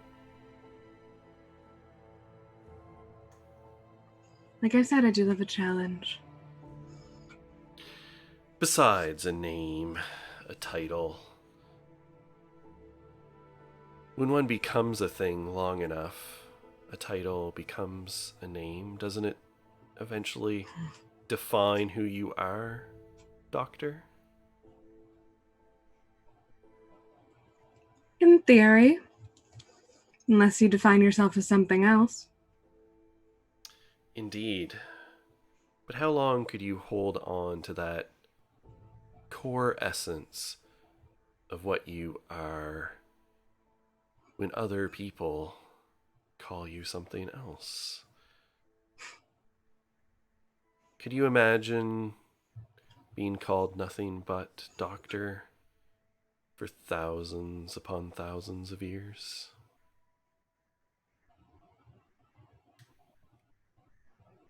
I see the point you were making. We all have roles to play, Doctor. And what's mine, do you suppose? I think that still remains to be seen. Although, Agent Provocateur comes to mind. And what's yours?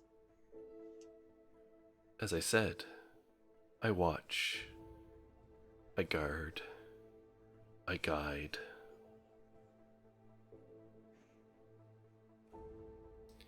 I wear many skins. So I assume we'll encounter you again. Oh, I do hope so, Doctor. This has been rather pleasant, hasn't it? It has. It's been some time since I've had the opportunity to converse with a new, fresh intellect. There are many here, but we've been together for so very long. Will we be meeting any of them soon? Perhaps. They're more restrained than I am. Well, give them a hello for me, won't you? I will. I'm afraid your mind perhaps can't take too much more, at least not on this first visit. Oh no, I expect to be back. You might One have way some or another. problems, but I do expect you'll survive the transition. That sounds lovely. Well, everything comes with a cost, doesn't it? Oh yes. And rightly so. At least when it's of value. Yes. Very much value. We do believe in reciprocity. A fair exchange, Doctor. It took you long enough to get there. An exchange nonetheless. Tell me, would you like a key? At what price? Well, I rather expect you to use it. Then use it I will. Excellent. And he sort of just like moves his hands and gestures and sort of marks a symbol into the air. And you can just feel it sort of settling into your mind. Okay.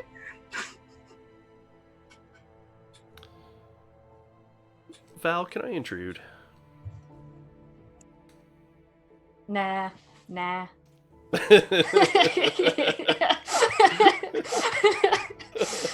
Would you like to spend an XP to refuse? Absolutely not. Intrude things.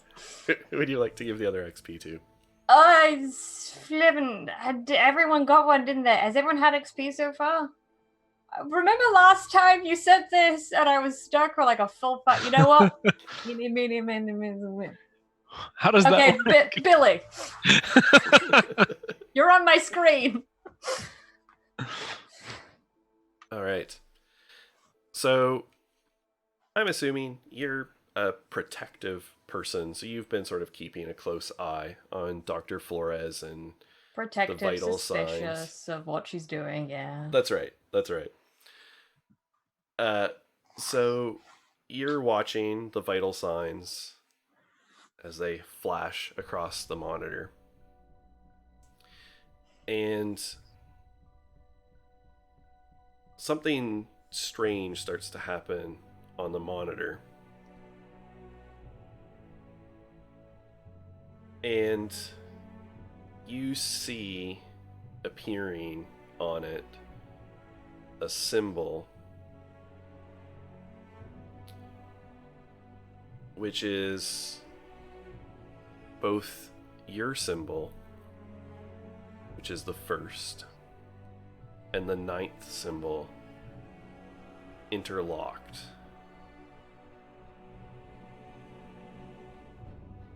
So the two semicircular structures form a perfect circle, connected. One moment. And I'm back. Continue. And it sort of flares momentarily. And as it does, because correct me if I'm wrong, the symbol is on your back? Yep. Yeah. And you can just feel, like, you can, where it is. It's been there long enough. You've seen it long. And, like, the other half of your back, where the 9th symbol would match up with this, you can feel it itching. Like, you can just feel your skin crawling.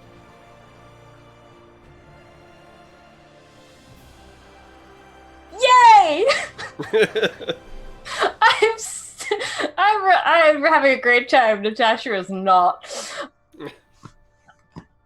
Oh, so do I feel it itching?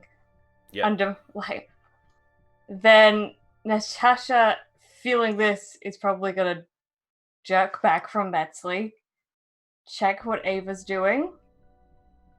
Just buried in a book. Okay, I'm gonna go off into a wee corner by myself, and I'm gonna bring Frank with me. Mm-hmm. And I'm going to chuck off my jacket, and you can see now on Kane's back is, like, encompassing almost up to, like, half of her back is this symbol of the first one she sent to the alien ship. And she's gonna ask, Frank, can you take a picture or video feed or whatever? So Frank first starts freaking out because you're, like, pulling off your space suit. Listen, Frank, we'll get to that later. I was really worried. Like, I started shucking off. I'm like, you remember we're in spacesuits right now? Oh, yeah. Oh, methane. God. Listen, and- I'm having a time. I'm just gonna But as Frank sort of circles around behind you, he sort of, like, looks and, like, scans through layers to sort of see through your suit and sort of links a feed, and you can see your tattoo has grown darker. It had faded with time, like most tattoos do, but now it looks starker and darker than even when it was fresh. It is a pure Vanta black, and the other half is slowly fading from the color of your skin to this same black to match. You hear Natasha utter a lot of curse words as she watches this grow And she explained to Billy it sometimes felt like the marking was alive. It felt like it was writhing and moving on her skin sometimes. And as she sees it grow, she just looks at it, and this like very, very deep fear kind of takes over. And then she turns around and goes, Frank, delete. Of course.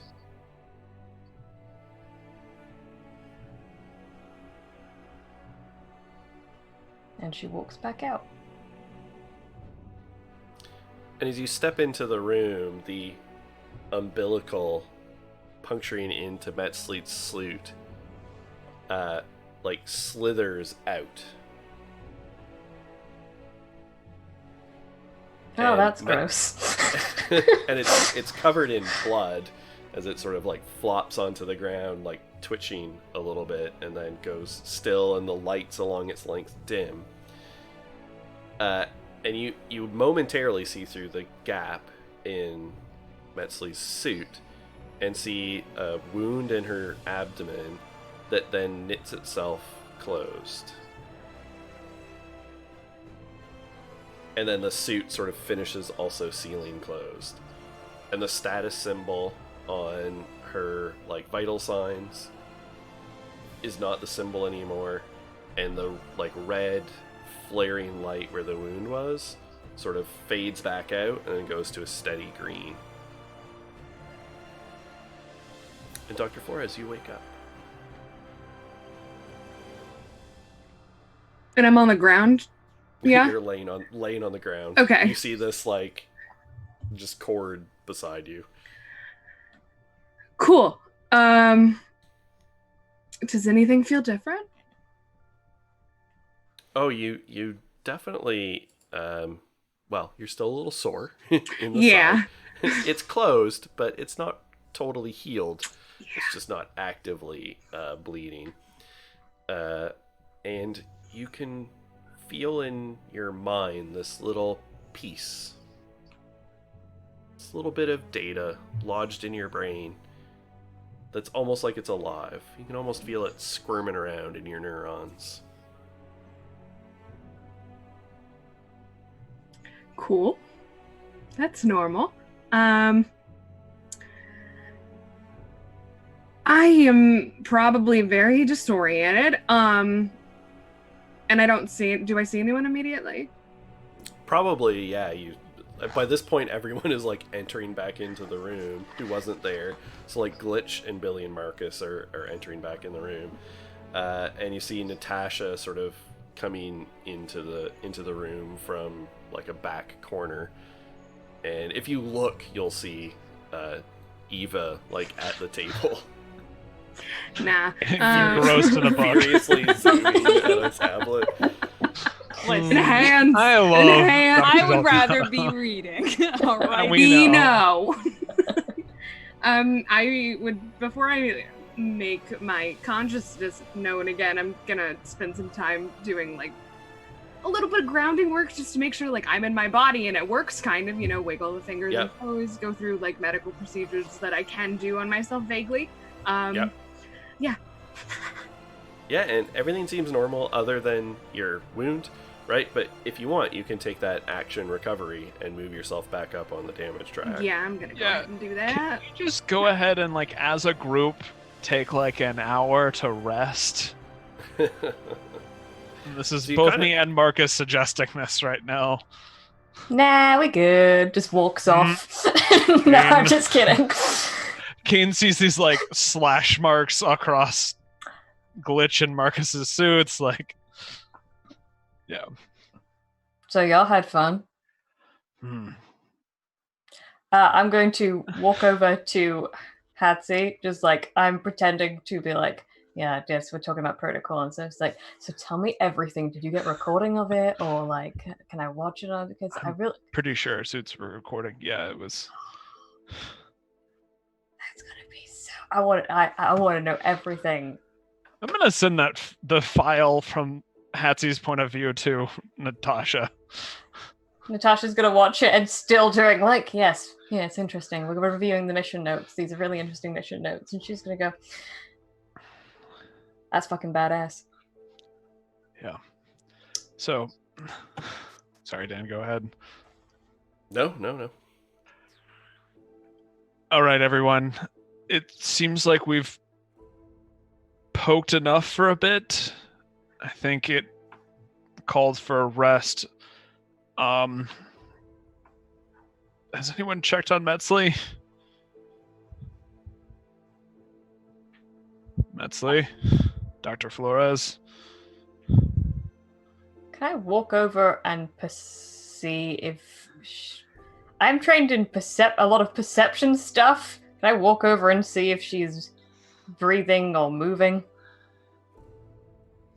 Yeah. I'm gonna look over and kind of just peer. And I'm gonna use... No, I'm not gonna use that. Jeez. There was like 2 intellect points for eye for detail. I'm like, no! Curious. You're always curious about surroundings, even on a subconscious level, when you use effort to attempt navigation, perception, or initiative task in an area that you've only rarely or never visited before. Oh, that really doesn't apply. That's more like areas. In which case, I'm just gonna look. Are you moving, Metzley?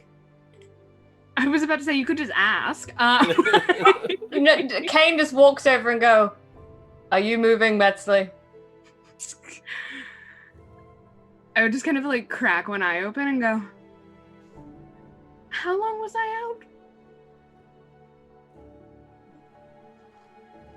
out? It depends. When did you stab a crystal into your abdomen?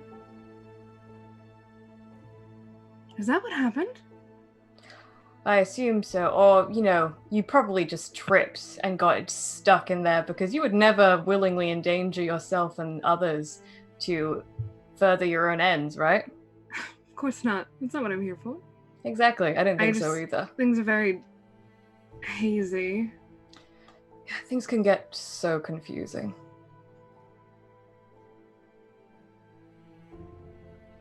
So, you alright? I think so. Need to patch myself up a little bit better. But,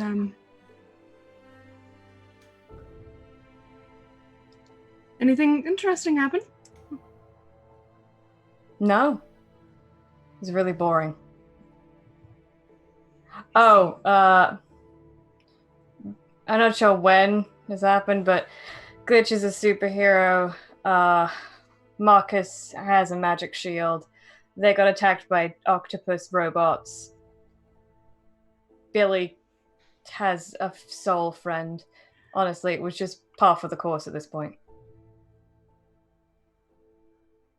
What about you? Did you see anything interesting? It's all very fuzzy. I think I need a little to rest. Collect myself. Of course. Your Your Are wound you is... doing all right? I'm doing fine. Honestly, I'm acclimatizing well. I'm used to hostile survival situations. Mm-hmm. But you seem to be coping remarkably well. Well, I believe I am in shock a little bit. That helps. That's interesting. What is? Just this whole situation. It is, isn't it? We're gonna rest up for a bit, so we'll have some time to collect yourself. That would be good, yes. So we're gonna end here for the night.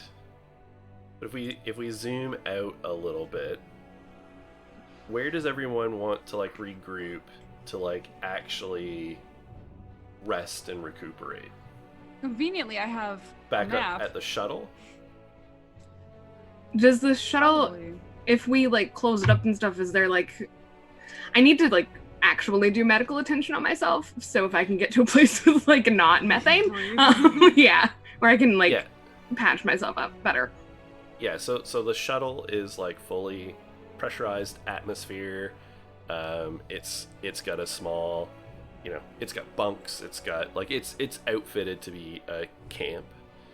But depending if someone wanted, or a group of people wanted to use enough of your gear, you could potentially have things like tents that you inflate that fill with atmosphere, and so you could potentially set something up in the pyramid if you wished. You would just need to use a sufficient amount of gear between all of you. That's my vote. That's my vote. I put like a weight 2 on some survival gear, and then we kind of talked about Marcus being able to carry a little bit more. So if that was something, I could definitely use some of my resources on that. Listen, Clotho is the best damn shuttle in the entire universe, but also we've walked this far, and I already ran forward and backward a couple times. Of your own volition, thank you very much. Glitch was in trouble, okay? I'm very attached to Glitch. Glitch is fine. There's nothing wrong with Glitch. Right. Yeah, So sure. will you set up your little atmosphere tent thingy? It'd probably be a group of them, but they'll be connected, right? So that you can move around between them, but they'll be semi-private. Are you going to set them up in the library? Yes. Yeah. Okay. Yes. Because I don't think we could very actually adamant. pull Dr. Delgado out of the library at the No. moment. So. Yeah. During this Good. rest, also, I'm going to share this map with everyone so that we can all kind of be on the same weird page. Yeah. Weird tomb page. So you can basically, the way that like rests and recoveries work, is basically you've got your recoveries for the day, right? You use them and they all reset on the next day, but your pools don't automatically reset. So like a day of rest, right? You max get your action rest, your minute rest, your 10-minute rest, your action rest, your 10-minute rest, your hour rest, and your 10-hour rest. So you have not quite 12 hours that you can spend resting, right? Using all your recoveries. And whatever that gets your pools up to, it gets your pools up to. Got it. Cool. So All that is right. basically 46 plus 4 times your tier. Yeah. So. Yep. And then the next day, you have all those rests again. That's Oh, basically wait. the way it works. 4d6 plus what? Yes. Plus 2 Four times times your tier. 4 times your tier. Yeah. If you use all of your rests. Yeah. I think I get that. Because it's 1d6 plus your tier, and you have 4 rests. So you can do that 4 times. Oh! Thank you. Got it. Yeah. So are we resting here for like a day? Well, it would be like if you're resting overnight and assume like more than 8 hours, like 11 hours, right? So if we're setting up camp, we're like Or resting. It's like a long rest. yeah. Yes. Yeah, Okay. yeah. We're sleeping and stuff. We've been Yeah. at it for a while though, I feel like. Like this hasn't been Got it. It's Yeah, been- yeah. Yeah. It's been a solid day of exploration. I mean, not a day, but it's been at least, like 6 hours or something, which would be tiring. You're in spacesuits. So yeah. So that's... Except Billy. Billy's not in a spacesuit. I'm I in a think no. I'm in special a Can we V-neck. get I mean, Glitch she's out of in a his spacesuit. But I like it. Yeah, does Glitch want Does to get out of Glitch that's it? true, does Glitch want to get out of his nano weave? I mean, regular spacesuits don't look as good. This makes my butt look great, so I would like to stay in this. Gonna sleep in that Glitch? That's okay. Well, I might not sleep in it, but no one else gets to have it. I'm the superhero. No one else. It's yours. We know that. It's Yeah, I'll take a look at the thing because I forget if it has a limited If I can length of take- time. I'll check the book and inform you. okay. All right, so let's go around and do people's favorite moments and see their any character arc advancement and stuff, and do our sign-offs. So let's start with Billy. So Emma. Hello. No, I'm just Billy now. I'm Emma. You can There's find only me. Billy. You can find me at MK Hansen on Twitter. What was my favorite moment tonight? I do think it was cool that we had only seen sort of like subtle moments of what exists in this space egg. So it was cool to finally see something that was hostile, like truly hostile. Mhm. That was great. So that was my favorite moment. And regarding any character arcs for my main arc, which is now recover from trauma, no, because since the first step is rest, I would say no on that, which could change by next session. And then for the secondary arc, which is uncover a secret, I mean, there wasn't really any secrets that were revealed to Billy during this particular session. I would say Amon speaking through you was kind of a revelation. Well, kind of, but like I wouldn't necessarily call that like a secret. I mean, he's hugging my soul. I assumed that. I mean, it was an enlightening for sure. Yeah. But and specifically, your uncover a secret is like it's broader. It's not like uncover secrets. It's like I have a goal. Billy has a goal for what she's looking for. Gotcha. But once Billy finds some information, Emma has uncovered a secret about something going on in here, but Billy doesn't know it yet, and that's frustrating.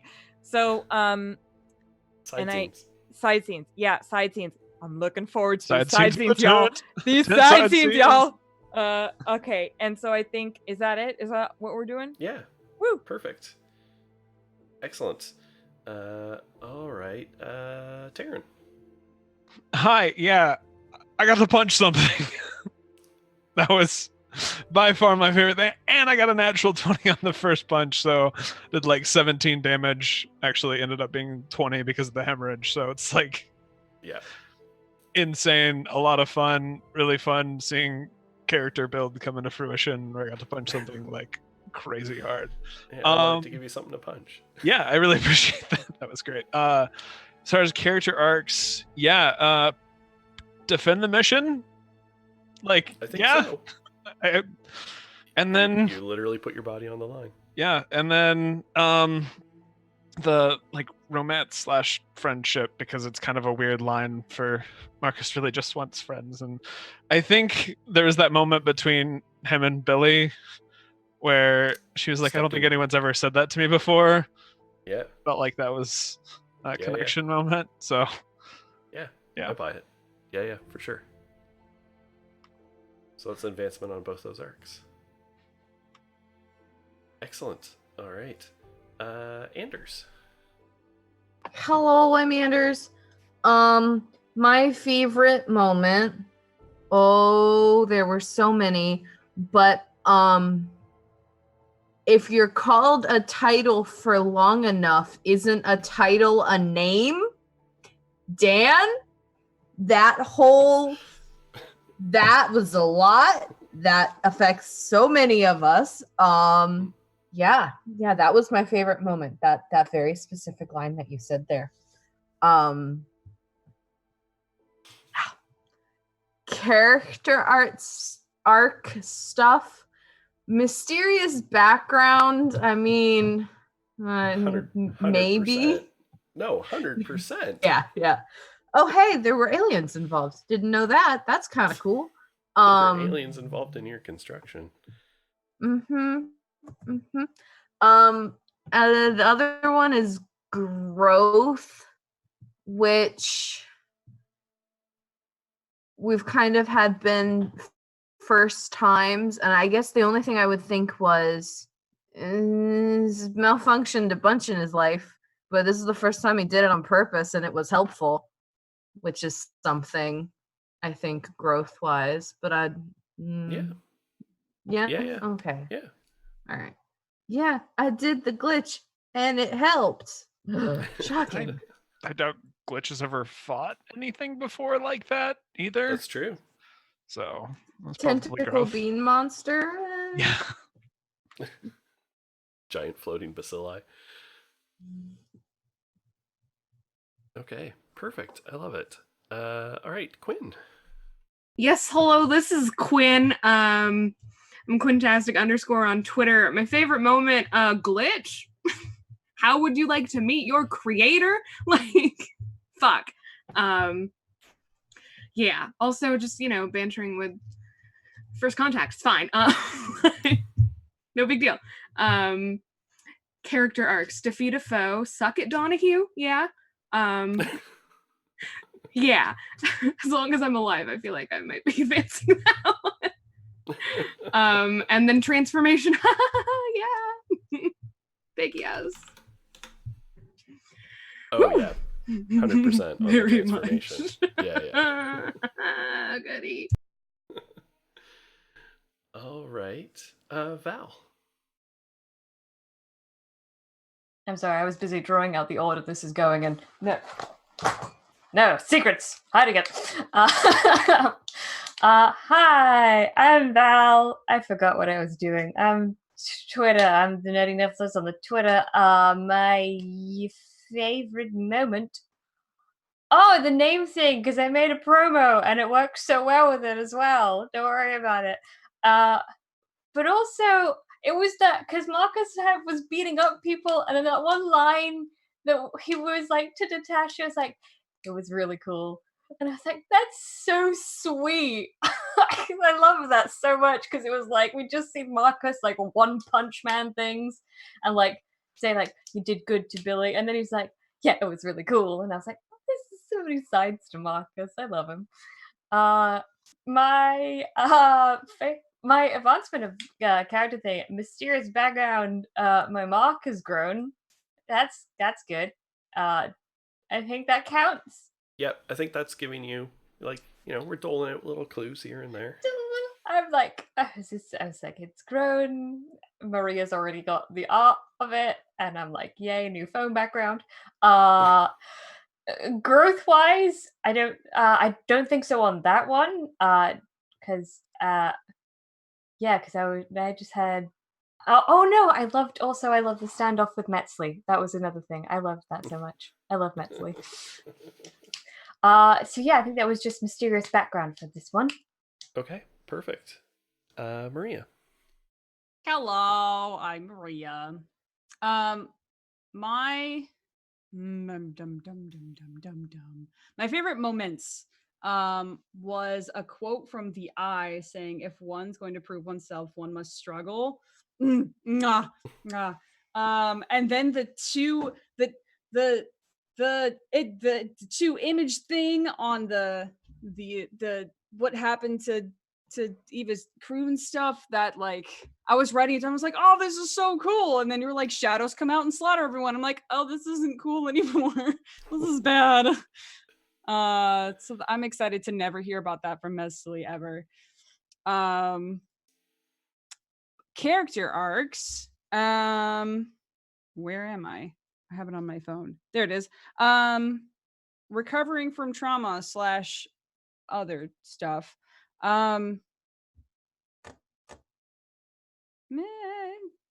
don't really think so. This isn't exactly helping her recover from anything. It's making it worse. We're all touching things. This is bad. We're all getting hurt and touching things. This is exactly the opposite of what I need right now. You all need to sleep and have some tea. Yes. Uncover a secret. Specifically pertaining to like her lost memories and everything, I don't think so necessarily. Although potentially in a side scene, depending on what you learn. Potentially in a side scene, if I talk to good old Doctor Talk. Yeah, if Dr. Flores shares with the class. Oh, Doctor. All right, so we'll see on that one. Perfect. Okay. I mean, cheat. My favorite moment was all of the conversations with Dr. Flores as Donna High. Was that a thing? Can we call him Donna High? Donahue the Eye? Donna High? Donnie? Inahue? I hate Donna? all Don't of these. Donna Donna? I. Donna? Donna. It's Donnie. It's Donnie. These are all Now awful, it and is. I love it. Yeah. Anyway, yes, that was fantastic. All right, so promos for the week. As usual, we have a busy schedule coming up. Tomorrow night, 5 p.m. Eastern, Courts of the Shadowfae, in which Val appears. And at 8 p.m. Eastern, we have the Portland Files, Dresden Files Fate game. And tomorrow morning, 9:30 Eastern, D&D, Saturday morning D&D in Hell with DM Jazzy Hands. That game is shaping up to be so fantastic, using the later, higher level content from Descent into Avernus. And let's see, Sunday at 2, we have Trophy Gold, Tomb of the Snake Kings with Technoscald, Kyle running that. It is fantastic. 8 p.m., Juno Darkness Beckons with our own several people in that, but Taryn will be Y'all. GMing. It was a really intense session 3 of 12. Yeah. I'll go watch We it. have 2 new characters being introduced this week, so 2 brand Yes, Go and characters watch died. it, everyone. So Perfect. Excellent. Monday at 6, we've got Grim Femmes coming back with several people and our own Emma GMing. 9 p.m. right afterwards, we have Overlight again, DM Jazzy Hands, running through this game from Rogue Games. It is fantastic. Tuesday we have Nerd Out. Wednesday, Dungeons and Deductibles. We'll be back on Thursday.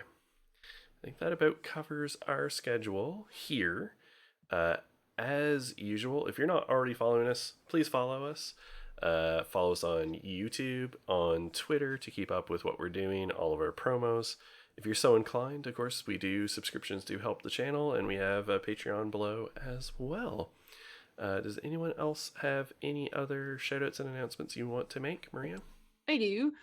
So starting tomorrow morning, I and my husband are going to be in Dayton, Ohio at a catacon running Excellent. a plethora of D&D 5e modules, homebrew modules called the Kobold Grinder, which was super, super fun and super silly and crazy and wonderful. So if you're going, or if you're thinking about going, you should go and you should sign up because we've got a bunch. It's Friday through Sunday. We're going to be there all 3 days, hanging out, playing, doing fun things. Come see us and say hello and get a pin. We got pins. So come get pins and say hi, and I will give you hugs with your consent. Bing. That. And also at Society Goblins on Twitter, where we post all the magic items that we make and stuff. That's it. Perfect. All right. Anybody else? No? All right. Well, thank you all very much for tuning in. And the Void loves you. Bye, everybody.